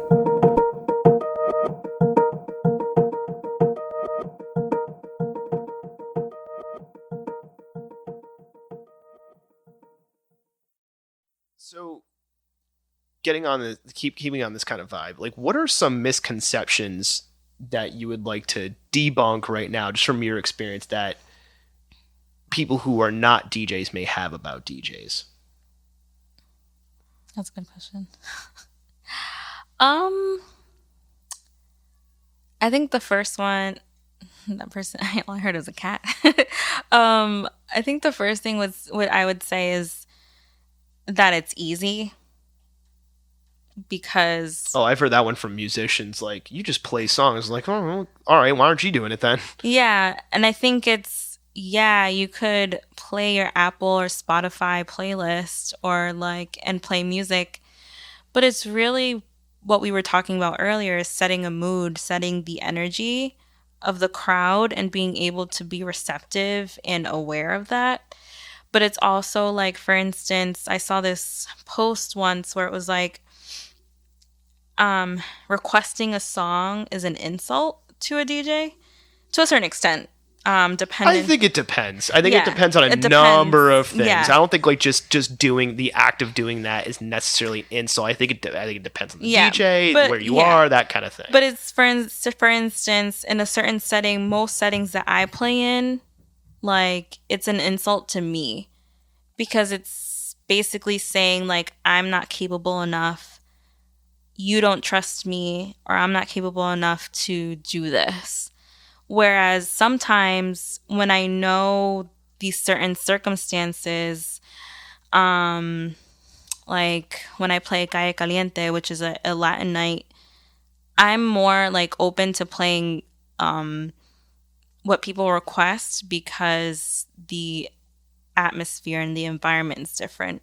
It's a lot of like salsa, and I know what I'm good at and I know what I'm not good at, and I know a lot of salsa, but that's not my forte. So if you know that there's a song that's a banger, or that people will be more receptive to, go for it. But I also don't have like internet right now, so you're gonna have to bear with me for what you request. So I think it's just that. I think that's one thing that I would say as well, is not that it's just easy, but like, song requests is sometimes kind of like, or people insulting. think that you have every song in the world, and it's like, why do you think, like, yeah, I know you have access to every song in the world, but like, it doesn't mean I carry with me every song on the freaking planet. If you're in like the reggae section of the night, right, and someone's like, I want to listen to Taylor Swift, like, no. Yeah. Oh god. Yeah. You took the question right out of my mouth. I was like, or like, what about the people who they're like, yeah, this is perfectly fine to request like a country song at this like house nightclub, because that makes sense. Or like one time at our Kim, someone was went up to one of the DJs that we had and was like, oh, are you guys gonna play any hip hop? Like, can I request a song? And I'm like, first of all, I think you just came here, and it's fine, you just came here not knowing what this party was, but this is not the vibe, right? Like, this is not the environment. Like, this is not the thing for that. Yeah, exactly. So I think what I would like to debunk, and what I would like people to consider, is just consider the DJ when you're asking for requests. Speaking of the misconceptions, what do you think the job of a DJ is, first and foremost? Like, what do you think, like, regardless of all the other stuff, what should a DJ be doing first and foremost, and what traits do you think a DJ needs to have to separate themselves as like an effective DJ and a good DJ versus an objectively bad DJ? Well, I think to your first question, we are providing a soundtrack to this part of your life and to this specific moment. And I say that because, you go to, imagine yourself, you went to, I don't know, one of your favorite clubs, and then you're out with your girls and you're having fun, and then they play this song and it reminds you, and that song, years after reminds you of that place and time. And I think that being a DJ really is giving you that opportunity to give folks memories. And for me, that's primarily what that is. And sorry, what was your second question? So thank you for answering the first part of it. The second part, what traits do you think a DJ needs or should have to be a good DJ versus like an objectively bad DJ? Initially, I think two things. One is a wide range of music. Like, you can't just have one genre because that limits. And maybe you have one genre, but I think it limits also the places that you are able to play. Granted, if you are playing one genre and you have one genre and you excel in that genre, great for you. But for me, and what I experienced in and what I'm trying to at least do in the city is go out to different places and play different places. And one genre of music is not going to help me succeed in playing in many different venues or to many different types of people that you wouldn't normally play to. I would say that, and I would say back to our conversation, self-awareness. Like, if you're playing, one type of, or you're playing something and then you see like everyone just like, or if you're playing one type of music and then you see everyone just having fun and then you switch it and everyone, like, the energy dies down. So look up from the laptop. Yeah, pretty much. And I guess the third thing is what I'm saying is be animated. And that's something that we have actually been working on. Because I like to record our sets or at least put a camera or GoPro in front of us. When you say are you talking about Loki? Okay. Yes. I've noticed that it's like a very boiler room type of thing, which I think is awesome. But not only like post it afterward, but we like to put it on the big screen or on the TVs so that people can see that as well. I wanted to ask, does that mess with you? Because like before it was just like the crowd's looking at him. Now, like, does that mess with your awareness of like, oh, there's this camera on me and like somebody can maybe see this later, or no? For me, I mean, I started on Twitch, so okay. So for me, it doesn't matter. But I think for me, that was something where it was like, you really get to see yourself there. And everyone's around you like dancing, but you're like looking down on your laptop, looking like just, mad the whole time. Like, who wants to be around? Like, you're also providing the energy yourself. You don't have to be like full-blown jumping in the air, hands up, but at least... You don't have to be throwing birthday cakes like Steve Aoki. I know, that's so unsanitary. Like, how does he not break his equipment? Just like how does he not have like any lawsuits or anything? Because you could seriously get guarantee hurt. There's probably something when you like buy the ticket that like, by the way, if something happens to you, blah blah like, blah, legally small print, get hurt. like small print, like you can't sue by going to this thing. Yeah. It's a sheet cake and it's rammed into your head. Anyway, and people ask for it. They're like, hit me. I'm like, well, maybe they're asking for the lawsuit. Anyway, who knows? Yeah, but I mean, I think for me personally is I'm only speaking about myself and my opinion, and everything that I'm saying is my opinion. It's not anyone else's. But I think for me, I like to see when DJs are feeling it too, because I'm also being receptive to them as well.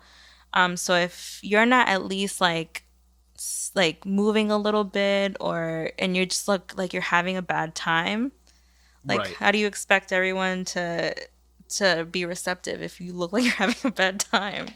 So I'm gonna reference because I'm all about shameless self-promotion, but also like to tie things together and force people to go back and listen to other episodes. So one of the earlier episodes, the first episode actually, featured a buddy of mine, Dave Alves, who is a musician, musician full-time, makes all his money from that, and various things have to be in relation to being a musician. And he was talking about like the hidden costs that people don't see from being a musician that has to like go play gigs and stuff like that. Like he's like the load in, the load out. Like does the place I'm playing have a load in, load out? Like are they even gonna promote me? Do I have to like do all the promotion myself? Do I gotta come up with my own flyers? All this stuff. All these hidden costs that he's like I realized I had to start baking that into like what I'm going to charge or what I expect to get paid from a venue. Yesterday's price isn't today's price. So with the inflation, 6.7%. Yeah, God. That could be a whole separate episode. I'll have to get an accountant on the show or something like that. Some money expert, like money accounting for creatives. What are the hidden costs? From like a perception standpoint of people who are not DJs, what are the hidden costs that people don't see from a DJ perspective, whether it's like buying or maintaining equipment, how you get your songs, like how like, things of that nature, whether it's gig related, whether it's practicing related, like what are some of the hidden costs? Like let's open up the books. Like how much does it cost you to be a DJ? And like, maybe that's why you're charging X amount to like play at a certain place. Oh my God. I mean, even just initially to even practice, or that had cost me almost $700. No, because you need $1,000. Because you need like speakers, headphones, your controller, the laptop. So let's the say music. If you spend money on the music, some people don't. But that whole thing. So let's say $1,200, not including my electric bill. No, I'm just kidding. Not including the laptop. No, that's including the laptop. That's including. Okay. So $1,200. That's when I first started with the beginner $200 Pioneer controller. So it's $1,200 total cost, but your controller itself was $200. But that was part of a $1,200 initial setup. Yeah, because I had bought a Mac computer, and that was like $800. Gotcha. And then plus speakers and headphones, and then when we started doing Twitch, God, how much was that? That was like $500 worth of equipment because we had. Okay, it's like $300, but that's with like the microphone. That's with the audio mixer and all of that stuff. Like that was an investment in doing that. Man, I'm starting to do gear envy right now because I didn't spend nearly that much for my Twitch stream. But then again, nobody's watching it, so. No, but I mean, I think everyone. For us, it was more like. We need to do this because we need to do it now versus like I'm sure you would. I think it's also like, what do you value? You value the thing, like the thing that you want now, or you like the quality of it, like right. And so I think that's but yeah, so then that's the initial cost of wanting to start to DJ. Then you factor in like actually going to gigs, so that's you factor in gas. Flyers, for me, I think. Do you do physical flyers or is it strictly digital? Just digital. And are you designing them or no? Nick Bishop. I was gonna say, I was like, I'm pretty sure Nick's designing all of them for everybody in Lowkey. He is so good. Yeah, he's got a design background too, which makes sense. But we pay him for that. Gotcha. And I pay him individually for the flyers that I want for like my nights outside of Lowkey. Okay, gotcha. But he has such a creative like attention to detail. Like he's just awesome with like flyers. But that's another cost and expense that like people don't think about when it's just like unless you want to design yourself, but then that's more time. Yeah, and that's then away from DJing. For you, for example, when we had met at New Harvest, which is a local coffee place / bar that's really awesome. / allows DJs like myself. Yeah. Which thanks New Harvest for giving me a shot. Yeah. Gosia Maris, my favorite bartender. But yeah, so when you had given me your card, that's also an expense too, right? And stickers. And if you want to do other merch like t-shirts and stuff like that, depending on how. Yeah. Yeah, and that emphasizes like your craft and your like styles, because you're also giving something that someone can take away. You know, you might have put it in your purse, and then one day you're looking through your purse and you're like, oh, I found, you know, this card that this DJ or this local creative has. Like, that's an expense. I've learned people love stickers. Yeah. Holy shit. And so that's something that I've been thinking about, like, oh, I really need to start investing in stuff like that. So like when people are like coming up to me, I'm like, oh, hey, and then, you know, especially if they had a good experience, they want something they can take home. Like exactly. they want something to, again, like remembering that night. Like they don't want just the auditory. They want something to be like, oh, here's the sticker I got from this DJ. And that's really marketing dig. too, right? So then you factor in money that you need for marketing. And then for me, thankfully, all of the money that I basically saved, like 95% of the money that I got from gigs the last year and a half. And I was able to buy the XDJ. But even in that has been like the biggest expense that I've had. Like, well, I was also gonna say, like, buying music, which is cheaper now because back in, again, I'm gonna date myself. God damn it. Buying like 12-inch singles where you'd get like the clean version, dirty version, instrumental. That would be like 2 songs with like 6 versions, but that would cost you like anywhere between $6 to $10 depending on the single. And it's like, oh, and then you need to fill up like 4 hours worth of music. Whereas now it's a bit cheaper, but I'm not going to make any assumptions. But if, like, I'm guessing you're paying for music, or at least some of the music, right? Yeah, and you can, especially for edits, like okay, so edits that have been done by another DJ, yeah, or like something remixes like that. and edits, like on Bandcamp or SoundCloud, they have like a link there, so that's also a cost. But yeah, like it's not. And then the cost for you to distribute yourself online, like SoundCloud Pro costs money. Oh my god, like, it's like $17. and Twitch, if you're gonna, like, again, the Twitch subscription, if you want the features, like the quote unquote pro features of like a platform, like you gotta pay money for that. So it's like another cost. And the most like valuable cost is yourself. Like your time and your mental and how much your time emotion. what's the time cost then, like besides all the money, because you have 2 things, you have money and time. So it's like, then it's like how much time you're investing. And if you're investing in time designing a flyer, because you're saying like you pay Nick for that, but that's also more time you have to practice and deal with the music rather than trying to design your own freaking flyer. But even still, like for instance, just the physical, like it gets tiring. Like I have had gigs where I'm playing Thursday, Friday, Saturday, and I'm just tired. Like, and that's, and how, and I work like during the week, 40 hours.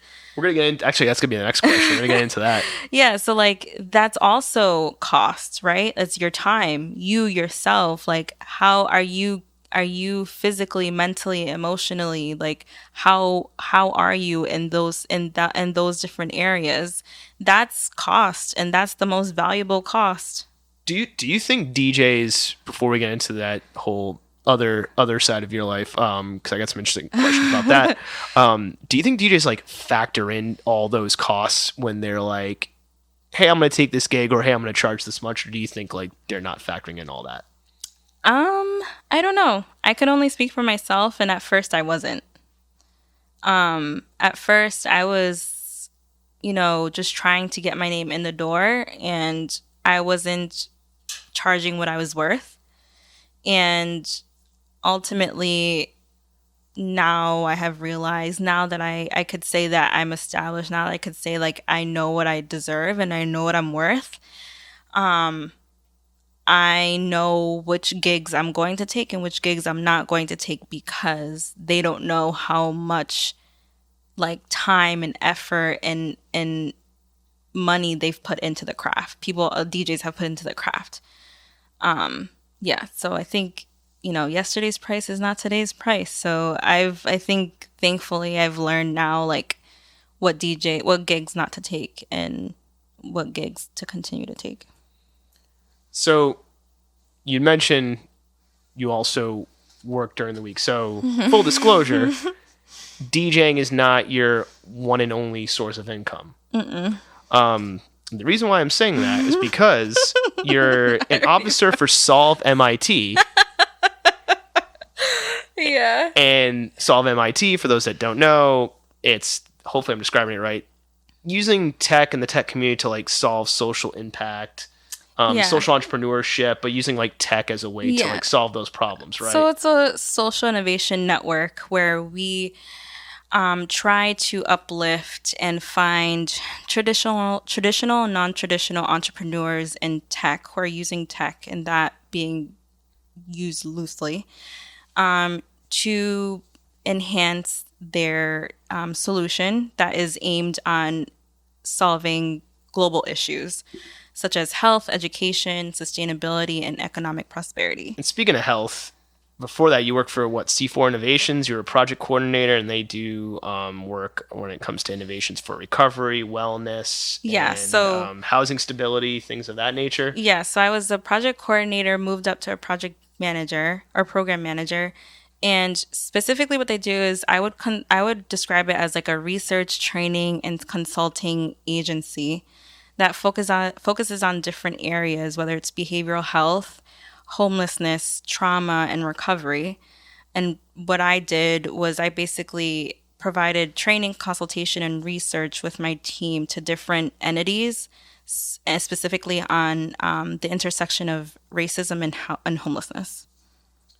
So the reason why I'm mentioning all that is because you've picked up traits from your work. So, for example, like administrative traits, logistical traits, project management, things of that nature, right?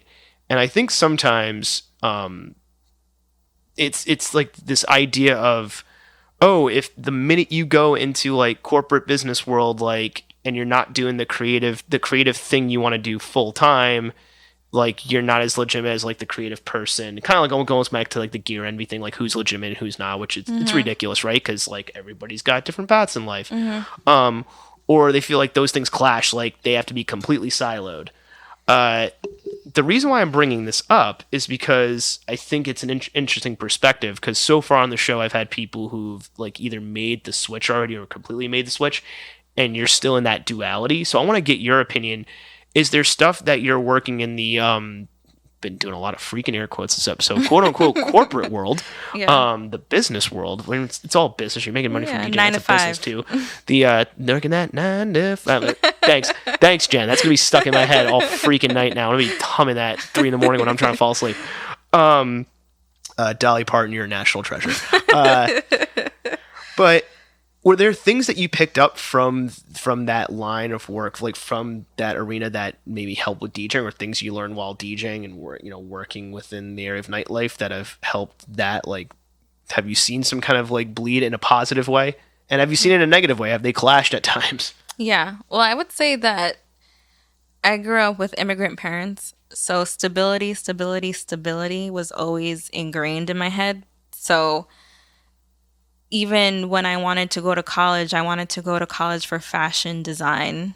And my mom was like, they don't make enough money. That's not stable. You have to go be a doctor, work in the hospital, or do this type of job. And that's all they knew, right? They're coming to this country for stability, for a new life, for a better life than they would have had in their country. So I think for me, I think I still have that mentality where it's like stability, whereas like I don't think I'm at the place, or I don't think I have allowed myself to think about venturing off to specifically doing DJing and not working what I work in. But I think I specifically have chosen where I work because I have a lot of values, and the work that I'm doing is aligned with my values. So I love DJing, I love music curation, but I also love working on social justice issues. And that has been something that works well, is being able to have both of those things. And in times they could like come together. So like I am envisioning, doing a lot of different initiatives, events that, use music as the platform to, advocate or to promote an event on social justice. So that's something that I envision and want to do. But yes, they also have clashed because I have worked, 40 plus hours a week, and then I have a gig on a Thursday or a Friday, and Just about to ask that question. and I'm tired. I'm exhausted.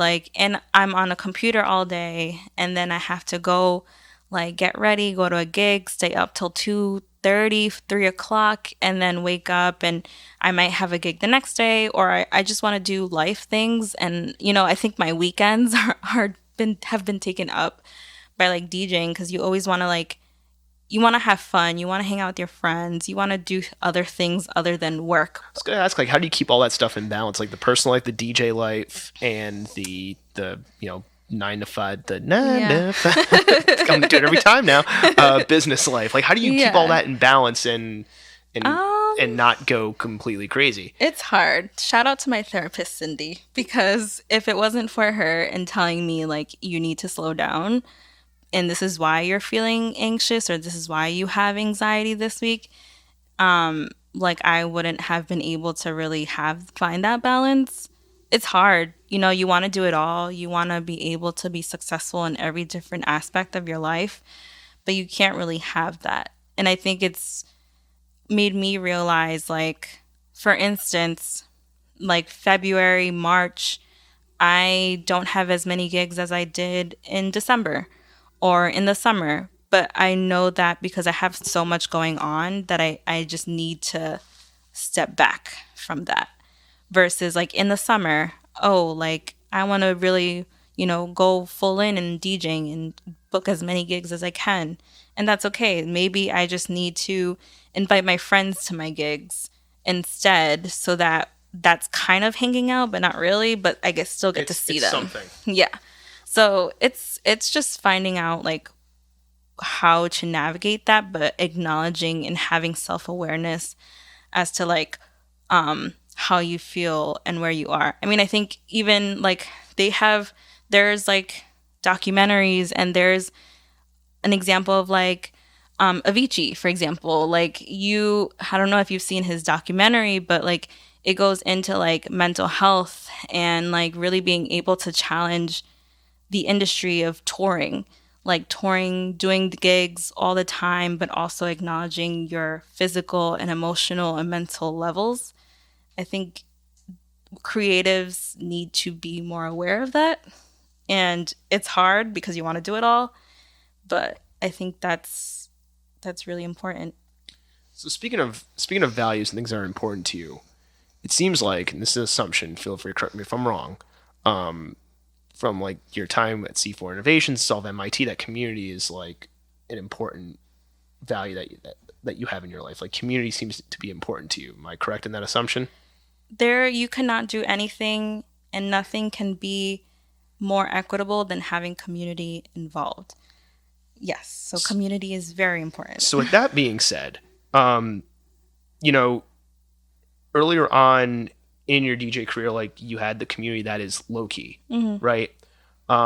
Not everybody, I would say, is so lucky. They don't find their people. They don't find their tribe, so to speak. What do you think creatives can do to, especially with the amount of tools and the amount of access we can talk to people from this? We can DJ online and find community from the other side of the world.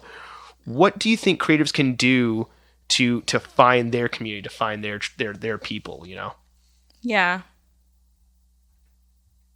Well, I think you said one of it is really being able to use the technology we have today to find community. Yep. So Twitch, you could literally, and I think it's easier because you're behind a screen. You don't have to speak. You can just type, and it's so much easier to be behind a screen to have that interaction with someone else. I think there's a seat for every ass is what I'm saying. And I'm gonna use that as one of the quotes for social media. There's a seat for every ass. Oh, there's an ass for every seat. Sorry. I think the seat for every ass is funnier. We're gonna go with that one instead. I'm just gonna I want to have an empty concert seat and just in an empty hall and just be there's a seat for every ass. Sega Genn episode 20. Oh my god, that's we're hilarious. gonna roll with that. That's a bet. There's so many. I think you might have stumbled on so to many asses for all these. Well, if Adam and Eve ever want to sponsor this show, You found the episode to do it. Yeah, and amazing. Yeah. This is the time we would roll the pre-roll for that one. Anyway. That's a community. There you go. That's a community right there. I'm crying. But yes. All right, so community is important. Yes. And you can find the seat for your ass or the ass for your seat or however the hell you want to. Yeah. So I think using that as a platform for help, but I think, yes, a lot of people don't have the ability to find their community. At least not from like the jump, like not from when they start out. Exactly. And I think, vulnerability is a part of it. You know what I mean? Like being vulnerable enough to go to these different like channels on Twitch, or vulnerability to go to events or go venues, to events, things of that nature. Yeah. And like I think you don't like, for me, there have been people who come to our parties like really like often, and I don't know who they are, or rather, like, yeah, I don't know who they are, but I see them all the time. And I was probably one of those people for a while.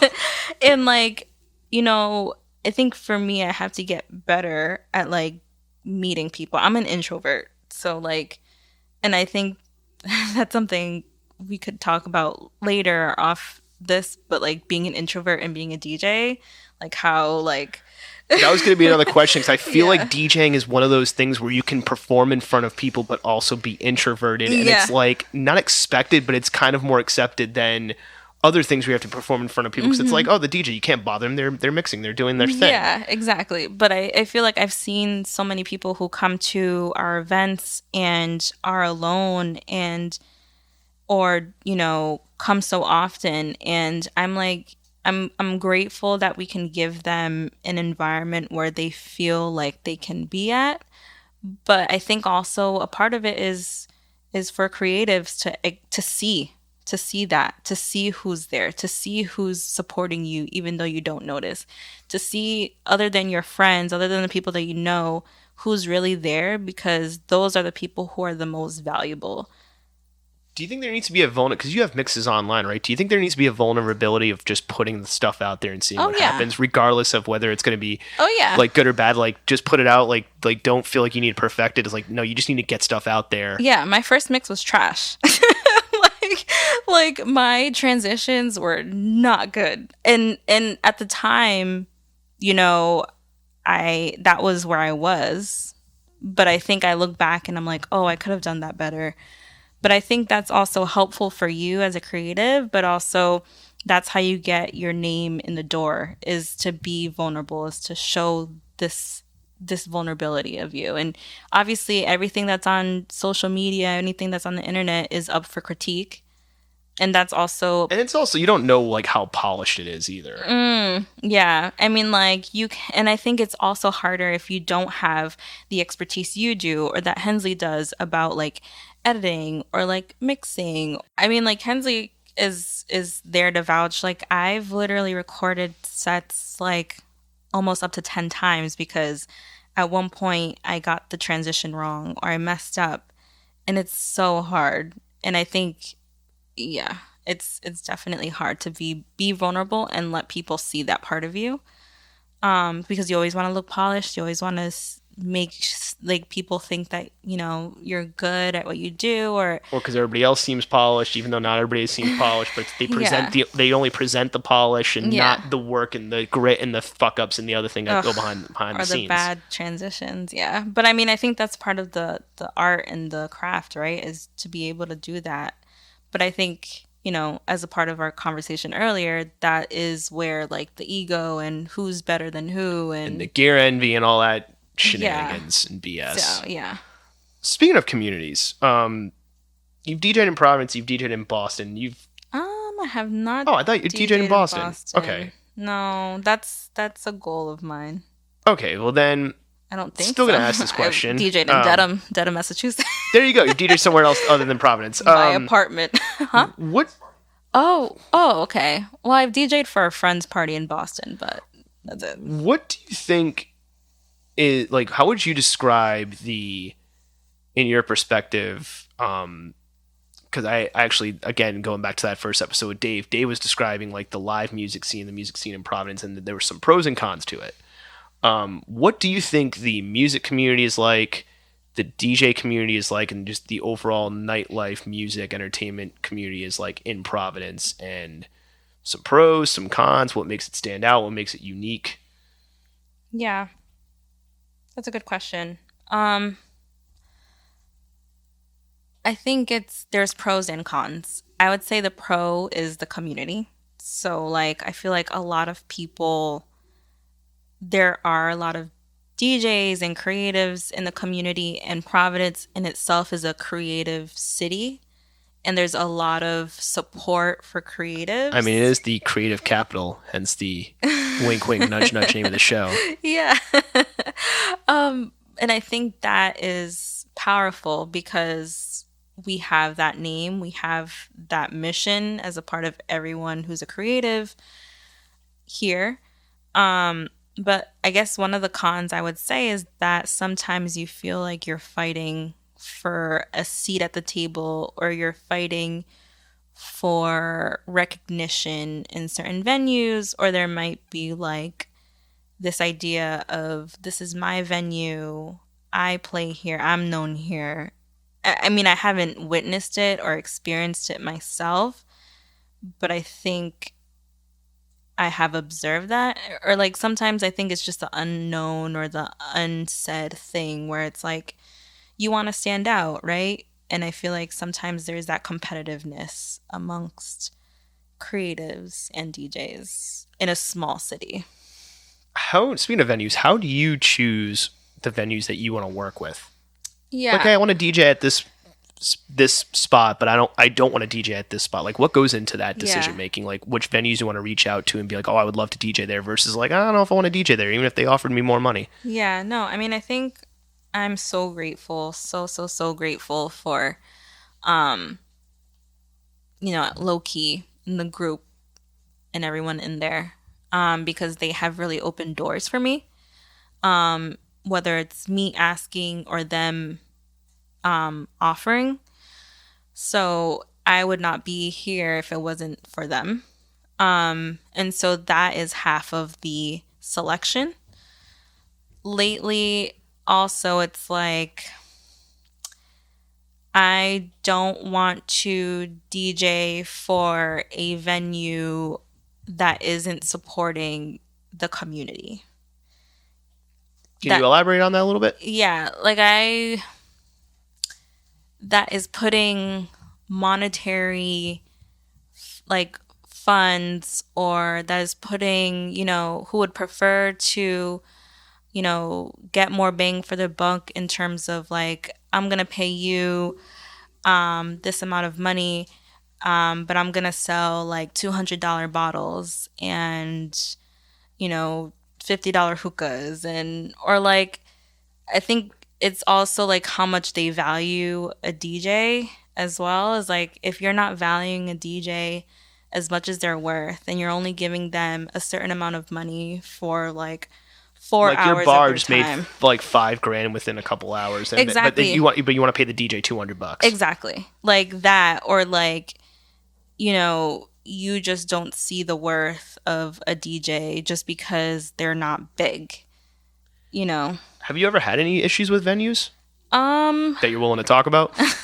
I haven't had issues personally with venues. And I'm trying to venture out, but I think that also takes some vulnerability as well. But I have dealt with certain places where they only pay you a certain amount for X time, and that's not really worth the effort of like going there and DJing for X amount of time. Like, I live in Attleboro now, which is like 25 minutes from Providence, and if you're giving me X amount of money for like 4 or 5 hours of my time, it's not worth it. And I think that's just as of late, now I'm starting to think that way. So, I want to get back to that notion because I think that's something important. COVID, it's been interesting, right? Because certain nightclubs have fallen, but then certain places have taken the place of nightclubs that weren't traditionally nightclubs, like where Kim happens, Revival. Mm-hmm. Revival's a brewery, which I think is really interesting. Is that at a brewery of all places, I don't think like pre-COVID you would have been like, yeah, I'm going to go see my favorite DJ and go to my favorite night of music at a brewery. Yeah. Like, I think there's a certain quote unquote, like there's a certain image in your head you have of like when you're going to go to a brewery.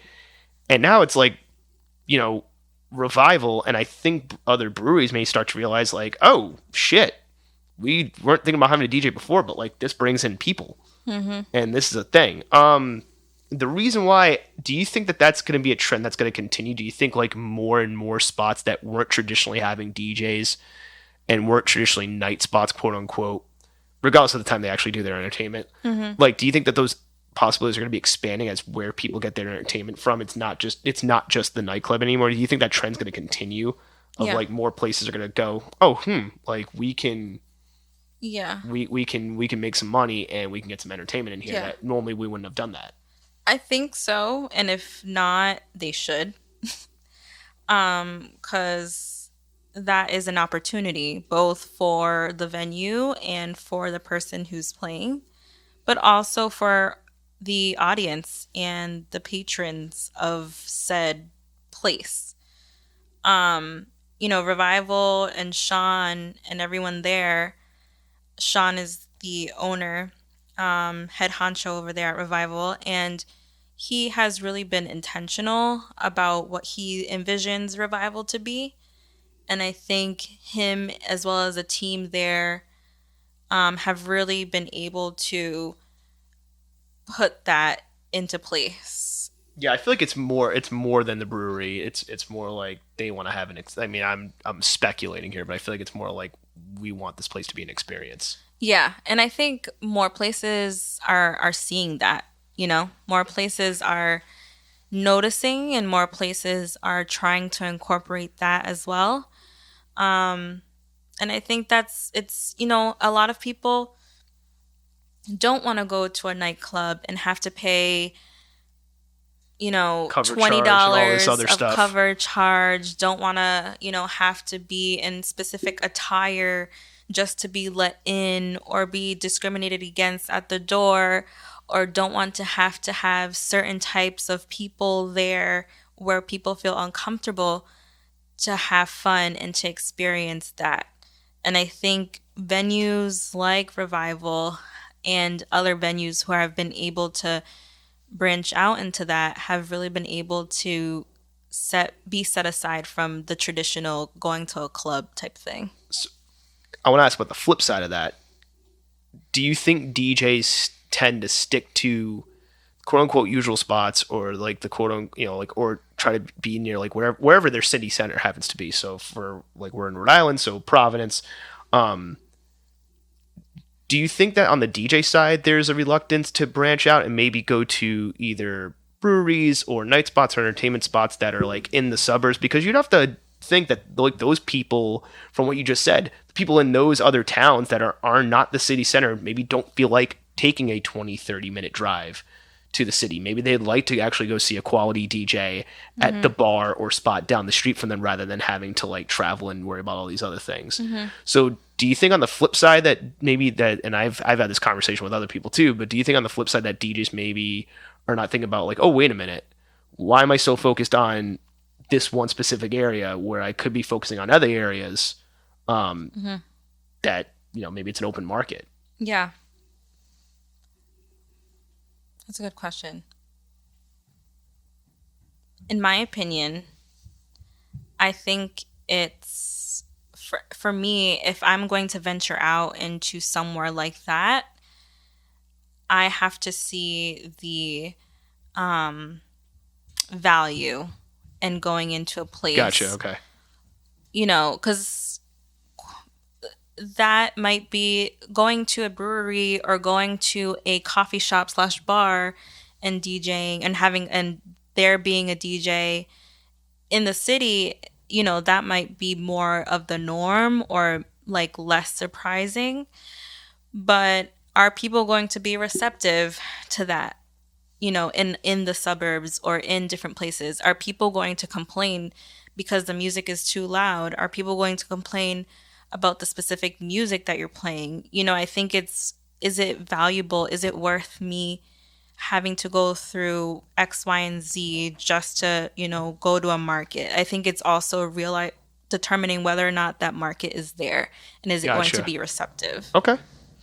I don't know what the heck is happening in the spot above me, but anyway, Anthony, edit that out when you get a moment. But good. I think they're bowling up there. I think that's what they're doing. Anthony, I'm just making a point. When you edit this, edit that out. Another thing I wanted to talk about too is, and you mentioned this before. Do you produce and remix music? Mm-hmm. And are you thinking about doing that? Or is that something you're Yeah. like, nah? Well, I mean, it goes back to what I said is like, I feel like nowadays, in order for you to be this big shot DJ, you have to do that. Or It like, is kind of a natural progression, it seems like. Yeah. At the very least. yeah. And granted, like, I'm not there yet, so I don't produce, remix, edit music. Have I thought about being able to do that? Yeah, of course. I have some ideas, and I definitely have been inspired by people, for instance, like Watts Beats, who does, a lot of remix edits, makes music, produces. And, I think it's just about learning, but I think I'm also just still learning to DJ and to use the equipment that I have now. So I would like to. But I think I wouldn't say it's necessary for me to get to where I want to be. Gotcha. Anthony, put an edit here. Feel bad I didn't tell you where the light was. It was on the left. Oh, you figured that out? Okay, good. I was like, really felt bad. I was like, oh shit. I got to the point where I can't hold the city. So, you're talking about like, again, you mentioned that whole big time DJ, right? I think, just as with technology, we've had more access to like music and how we get our music and consume it and move it over and bring it to a gig. You don't have to like, I think DJ Premier, he had a funny quote. He's like, I think DJs need to earn their Serato. Like, I had to carry like crates of records, and now you just have like a little thumb drive, which he's supported by. I think it was just this funny like moment. Like, it made me laugh my ass off. Like, he walked so everyone could run. Yeah, type thing. I mean, I think there's still DJs doing that because they like the format, or not everything is digital available, right? The flip side of that, you have more choices than ever as far as like how you promote yourself and how you like the platforms you do that on, how you do your promotion and where you like release your mixes and things like that. What is your thought process? Like, why did you choose SoundCloud over like Mixcloud? Why did you choose Twitch over like trying to stream on YouTube? Like, why did you choose having I don't know, like an Instagram account over like X, Y, and Z? Like, what is the thought process that goes into that? Of like, what made you choose, yes, these platforms are going to work, I'm going to pay for these versus not using these other ones? Yeah. Because I've seen it work for other people. Okay. And I thought, and I was like, if it's working for other people, and also if this is the market, I should probably get into that.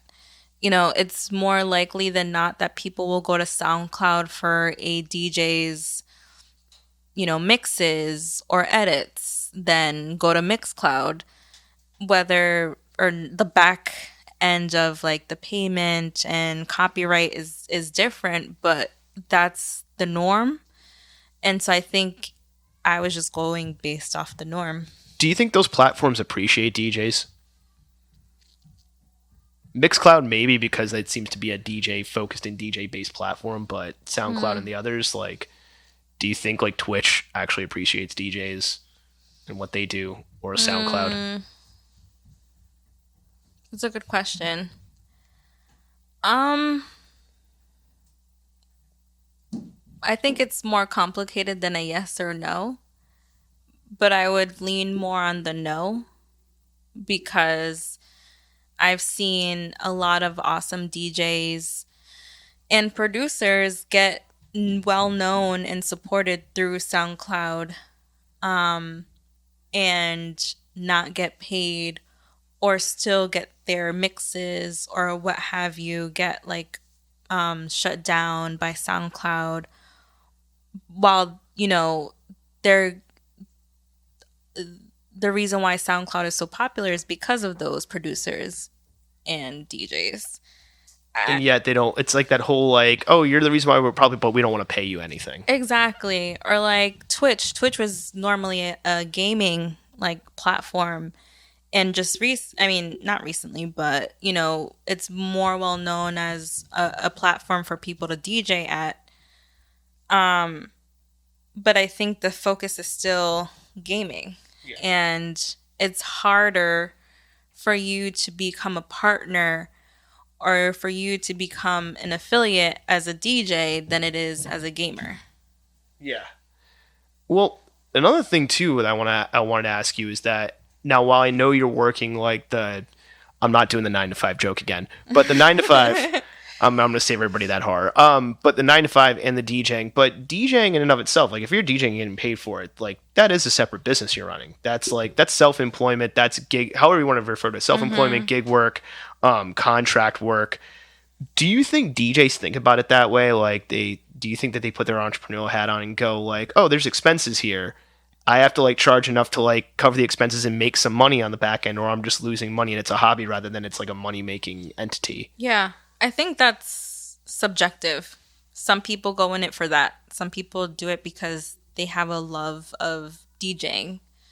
And I would say I didn't come in to DJing like, oh, I'm going to get into DJing because I want to make X amount of money or I want to be the superstar. Like, no, I came into it because I loved music and I've always loved this culture. So some people take that route. Some people have really high goals for themselves and can attain that. But I think, it's different for everyone.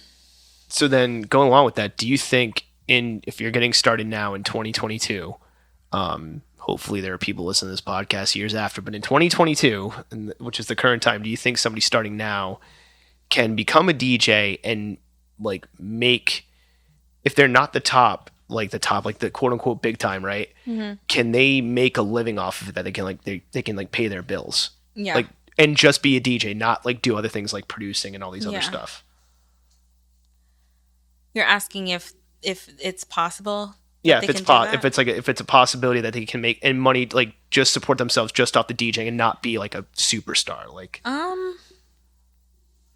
they can be just known in their city, I guess, or whatever. Like their day-to-day is. I feel like it's possible, but it's hard work, and whether or not you're ready for that hard work, whether or not you're ready for that struggle, that's up to that individual.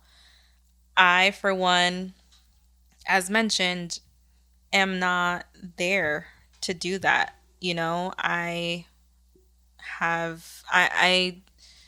don't want to struggle.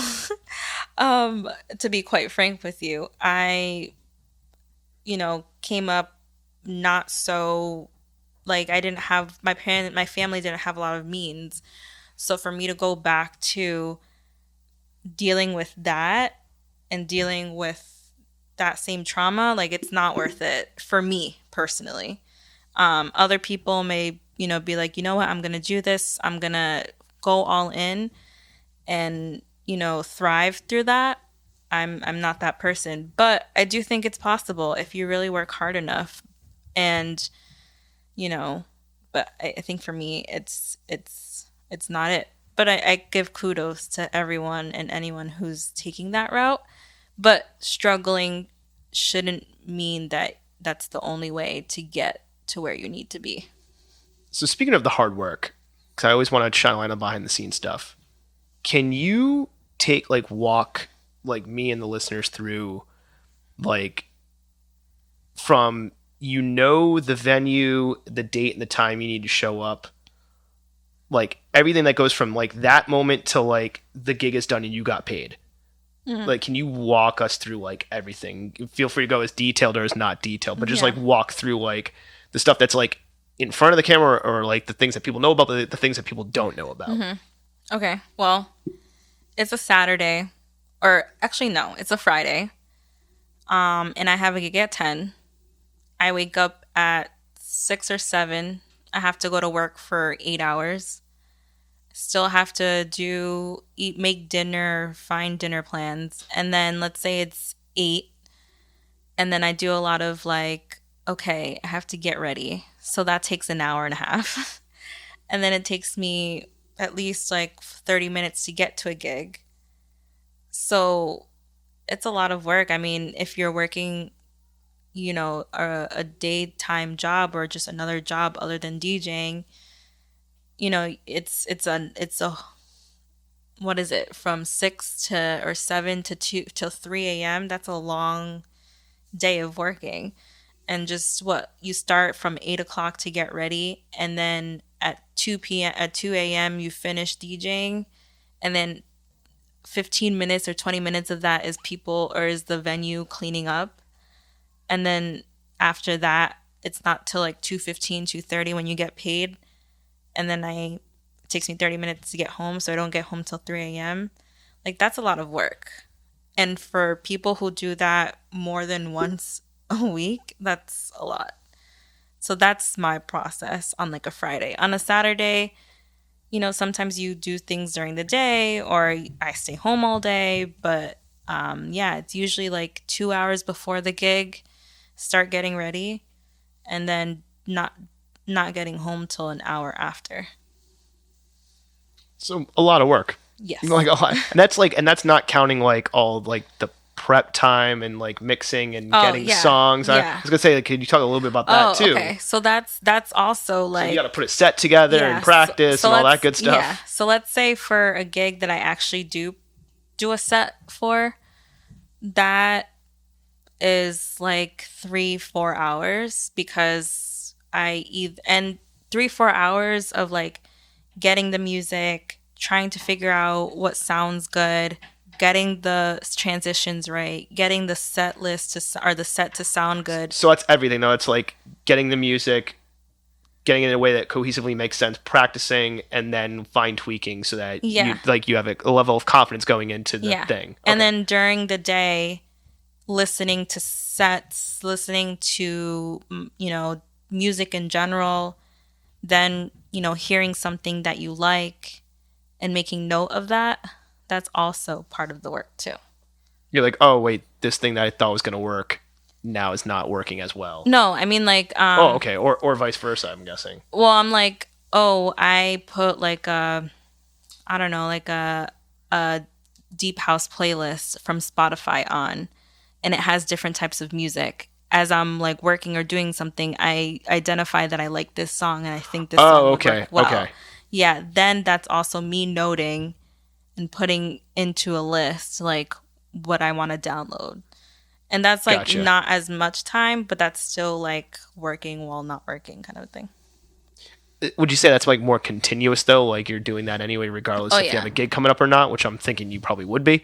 Yeah. So like if I know that like a specific gig is coming up and it's a specific genre, leading up to that time, I will listen to that specific genre to see if I could identify new music.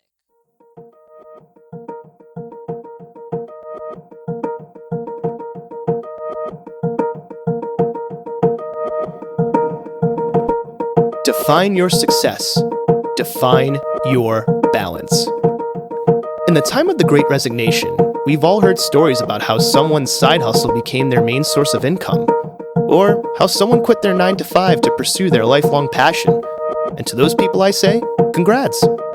But does that mean if your creative work is not your main source of income, you're not a success? Does it mean if you have a 9-to-5 and pursue your creative work at the same time that you've somehow failed? The answer to both of these is no, because success and balance is different for everyone. Jen continues her professional career in causes she deeply cares about, while at the same time honing her craft as a working DJ. And while this has led to some conflicts, she's actively working on balancing her 9-to-5 life, her DJ life, and her personal life in a way that works for her. Currently, she does not plan on leaving the 9 to 5 to dive headfirst into DJing. If you see someone successful and their story becomes a template for you to switch careers, leave your 9 to 5, or just do something completely different with your life, go for it. Just remember, templates are meant to be modified. So stop listening to the outside voices and start listening to your own. Define your success. Define your balance.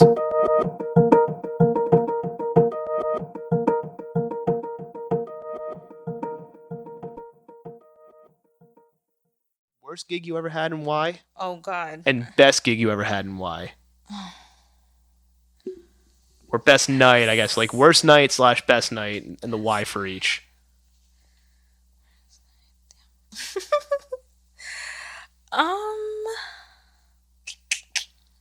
Let's see. My favorite gig, I have two. One would be the first MTOP, my type of party at Crib that we had after COVID. Because I think it was just a big hype that was like more overwhelming than underwhelming.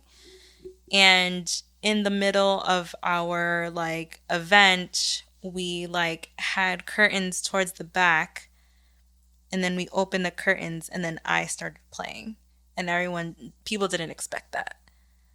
Okay, and so it was like a reveal. Like a reveal, yeah. Yeah. And so that sounds like some WWF stuff like right there. Yeah, so that was one that I was like, wow, this is great. And then I would say Keep It Moving Kim Halloween. That was awesome. I felt like after that gig, I was like, oh, I'm definitely like supposed to be doing this. Like I felt like like you've arrived. Like it was like everything was worth this moment, or gotcha, like okay. You know when you just like feel really good about a gig and like you just everything was firing on all cylinders. Yeah, and then you like black out for a bit and then you like finish and you're like, but like everyone was receptive. It was like such a great party that day, like for Halloween. That was such a good that was a good one. So that was that. Worst gig? I would say I wouldn't call it the worst because of like something bad happened, or like I think I would say more challenging or trying is when I've had gigs where like no one shows up and it's only Hensley being my support system there, or like one or two people come in, like, you know, when you want to play and you want to be receptive, and that's a trying time because you have doubts as like, am I even good enough? You know, I as a DJ didn't have like anyone come out for me, like, and it's kind of like it's a shot to like your ego where you're like, why am I even doing this? It's like, ooh, that hurts. Yeah, and or like, yeah, we're gonna close early. You're like, oh, because no one's here. And thankfully, like the people who are there, you know, still they're gracious enough, and I've never had it where like, oh, because these people didn't come, like you get your pay gets less. Thankfully, knock on wood, I've never had that. But yeah, it sucks when like you market the gig as much as you can, you have other people market as much as you can, and no one shows up, and then you're like, yeah, this sucks. like you know, I can't even bring people in. Like, I don't know, it just sucks. So we're on the final, we're getting towards the end, the final two questions. Mm-hmm. One, and I want to preface this one a little bit because I've heard so many opinions, news articles from both within the DJ community and outside of it on like, you know, DJing as an art form is dying, or it's gonna die, or it's becoming a folk art. I think Vice did a whole like mini series on like this one woman who worked there. She ended up becoming a DJ, but the whole point was that she didn't actually know how to DJ and she fooled everyone. and it was to like I guess quote unquote expose like how like you could fool everybody. They did a series of them. They like fooled everybody into like there was did like she like just play like a set or yeah, like she didn't that actually someone do else any. did? Yeah, somebody else did it, and then she produced tracks, but somebody else. Then she got invited to festivals. Like it was that amount of crazy where she got invited to these big festivals, and the whole point of the story was like I'm gonna see if I can fool everybody into thinking I'm a DJ. They did another one where like they fooled everybody into thinking this guy's backyard was like a fine restaurant in London. So it's part of a series of like those. But like so there was that. There like I've seen articles like saying DJing is gonna become a folk art because everybody can do it now. Quote unquote, because the cost barrier of entry, which I think that's a good thing. If like you know, because then we could miss out on a great DJ if the stuff was too damn expensive, right? Yeah. It's a double-edged sword argument, but I've heard so many positives and negatives, and like you know, it's not. What do you think with technological advancements? And then there's even some DJs where they have. You know, there's like quote unquote fake DJ. I think there was like a YouTube compilation where it was like these live events where everything was so pre-programmed that like the DJs weren't actually DJing because like all these like fucking crazy lighting cues and all this other shenanigans. Yeah. Some of it I understand. Some of it I'm like, this is BS. So there's that, and then there's some DJs that they have such a big social media following, or they're not even DJs, but then they're like, I'm gonna DJ the set tonight, and like they're not even a DJ by trade, but the venue is going to keep inviting them back because they're bringing in people and they're selling drinks. So I don't care if the transitions sound bad. I see people in my bar or venue. Yeah. So with all that being said, I'm not trying to paint a gloomy picture. I'm just trying to like preface this question. In your opinion, with all these different things going on, what do you think the future of DJing is going to look like? Yeah. Like, what do you think it's going to look like in like the next maybe like I don't know 5 years? Yeah. I mean, the past 2 years have been crazy with COVID, but I'll say 5 years just so it's not like a holy crap. Like, yeah, I got to try and predict the next 10 years of DJing. Well, first, F that lady, because I think a lot of it has to do with integrity and giving credit where credit is due. And you can't take credit for someone's hard work of like DJing and then call it yours. Like, I think that's everyone's their own artist. I think the whole point of the article was to show how easily that can happen, rather than like, hey, we got away with something. It's like, no, like, look how easily somebody can. But like, I mean, I think that's system. Also like the integrity of the culture, right? The integrity of the culture. Good point too. Yeah, is to create your own art, create your own set, create your own transitions. And granted, if you take like one transition or one song to another from someone else, okay. But if you're taking their whole set or all their transitions, like that's effed up, man. Like you don't have integrity, and that is when you're not a DJ. I was gonna say, 'cause you can give two DJs the same exact 20 songs, and hopefully they're gonna be two completely different sets. Exactly. Like everyone has their own interpretation of what what music and what they want to do. That's number one. Number two is like, you know, it's great that like you said, a double-edged sword, but it's also like, for instance, like access to anything, you know, are you saying that like, because people don't have the means to get into DJing, they can't be DJs? Like you know what I mean? Like it's great that people are able to access that, because a lot of people historically haven't been able to, you know, have access not even to the devices, but also to the networks, to the promoters, or just to the music up until recently. Because like before, you had to go to a record store and like again, like I was saying, it would cost you like $7 for 2 songs basically, and it's like I gotta fill 4 hours. Like how much money am I gonna need just to get the music ready? Exactly. So that's one thing. Is like we are in a time where access to these things are easier, are more like equitable. So why wouldn't you want someone who wouldn't have the normal means like 10, 15, 20 years ago to be able to do this? You know what I mean? Third of all, to your point about it's funny because I had also seen, I think it was just more of like a story, or I forgot where it was, but where it was like, cool hipster girls or cool like edgy girls are now like the norm in DJing. Like you have to look cool, you have to have this specific aesthetic to like thrive and to be a part of like this big scene. Or like, I think just in general with social media now, like DJing's become quote unquote more visual, and it's like I forgot what DJ was. It was like he was an old school battle DJ. He's like, remember back in the day when all the nice DJs used to be chubby? Like me, you know what I mean? He's like, yo, if I try to be a DJ now, he's like, good thing I already built up my reputation. If I try to be a DJ now, I wouldn't get booked anyway because I'm chubby. It's like, remember back in the 90s, all the house DJ, all the hip hop, the ones that was nice, we was all chubby.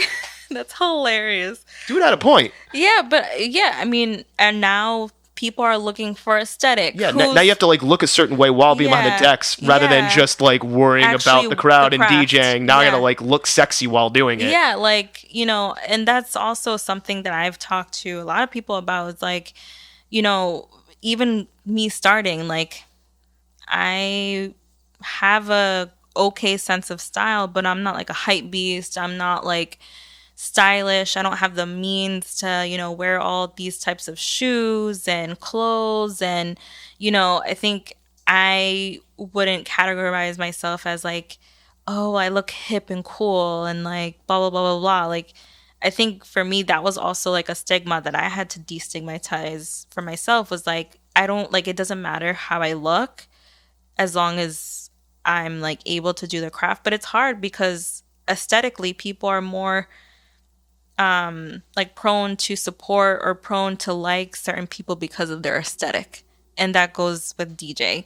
Then the other thing that you mentioned is like now there's like TikTok DJs where like they'll do like a transition or a blend of music. It's like legit, like a 30-second transition. Exactly. Everybody's like, oh my God. Exactly. I'm like, oh my DJs God, do that on the regular. Yeah.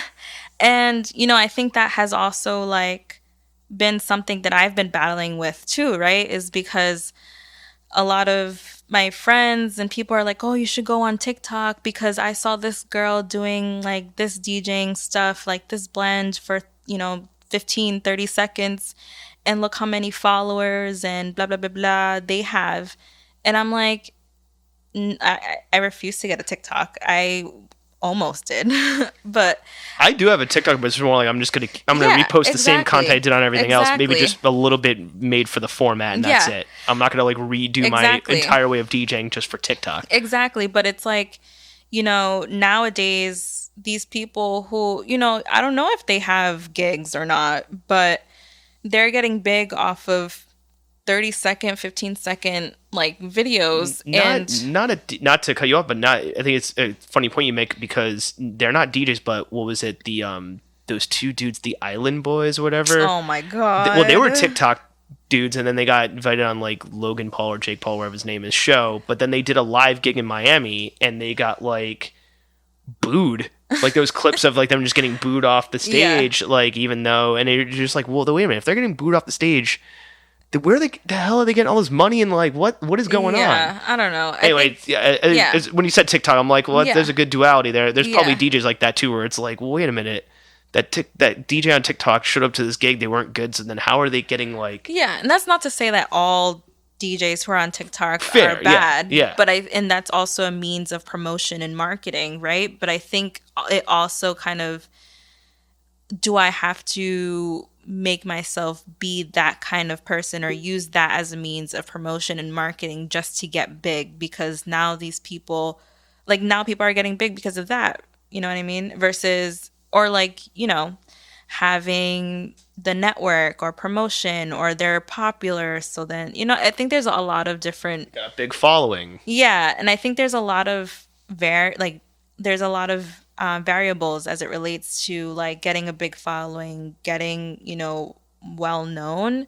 Sometimes it's as mediocre as like a TikTok, or, you know, being well known or having a big following, or other times it's just doing it for a very long time, and then you finally have someone that, you know, notices you. So it's hard.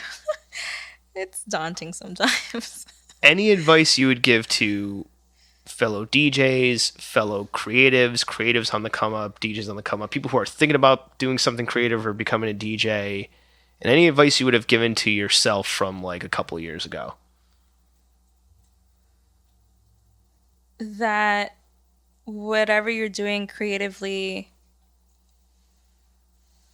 in whatever realm, to not let that not the to not let it influence your self esteem, Gotcha. because I think I think the creative sector in general is, you need to have a good head on your shoulders to not let it get to you, to not let it get that, like, you know, whether it's, you've had a good gig and now you think you're hot shit, like, have a level head, but also because you have certain gigs where, like, no one shows up, that's not the end all be all. And I think it's hard. It's hard, to be a creative, but also knowing your why. Why are you doing this? Is it because of the fame, or is it because of you wanting to be well known, or is it because you really love the art form? And I think knowing your why and not letting your self-esteem get blown because of the trials and tribulations is very important for any creative. So we're at the end, and I still, at least I'm being transparent about it. I stole this. I've said this time and time again at the end of every damn episode, almost every damn episode. I stole this from Hot Ones, and you didn't have to eat a crazy amount of wings. Thank God. Yeah. Which, I mean, I'm down to do that with anybody. Just FYI. But I actually did that once. Oh, did you? Yeah. How'd that go? Not fun. Okay. Another story maybe for an extras. I don't know. But the floor is yours. This is just free airtime. You can say whatever you want, talk about whatever you want, speak on whatever you want. It's the end of the show. Floor is yours. Put it out there. Whatever you want to shout out, promote, say, up to you. I would say that for everyone listening, to always remember to give grace to everyone they interact with, and to always let people around them know how much they love them and how much they're valuable, because life is short, and we do this craft to create an environment, to create memories, to be in community with each other. And, I think having community and having people that care about you is ultimately what life is about. I think lately a lot of things have happened, especially with this time, and, personally, and I think people just need to show more love, and that's what I would leave off with. I think that's a great way to end it. So, Sega Genn, thank you so much for coming on the show, and until next time, everybody. I appreciate you. Thank you. Thanks, everybody. And that's it for this episode of the Creative Capital Show. Thank you for listening, and a special thanks goes to this episode's guest, Sega Genn. The Creative Capital Show is hosted, recorded, and produced by me, Jason Sylvia, with audio editing and mixing by Anthony Ferreira. You can listen to The Creative Capital Show over at our website, creativecapitalshow.com. We're also available on Anchor FM, iTunes, Spotify, Google Podcasts, and all other major podcast hosting platforms. If you like the show, please subscribe. Helps the show out a lot. And be sure to follow the show on Instagram, Twitter, TikTok, LinkedIn, and YouTube. I hope you enjoyed the show, and until next time, keep on creating.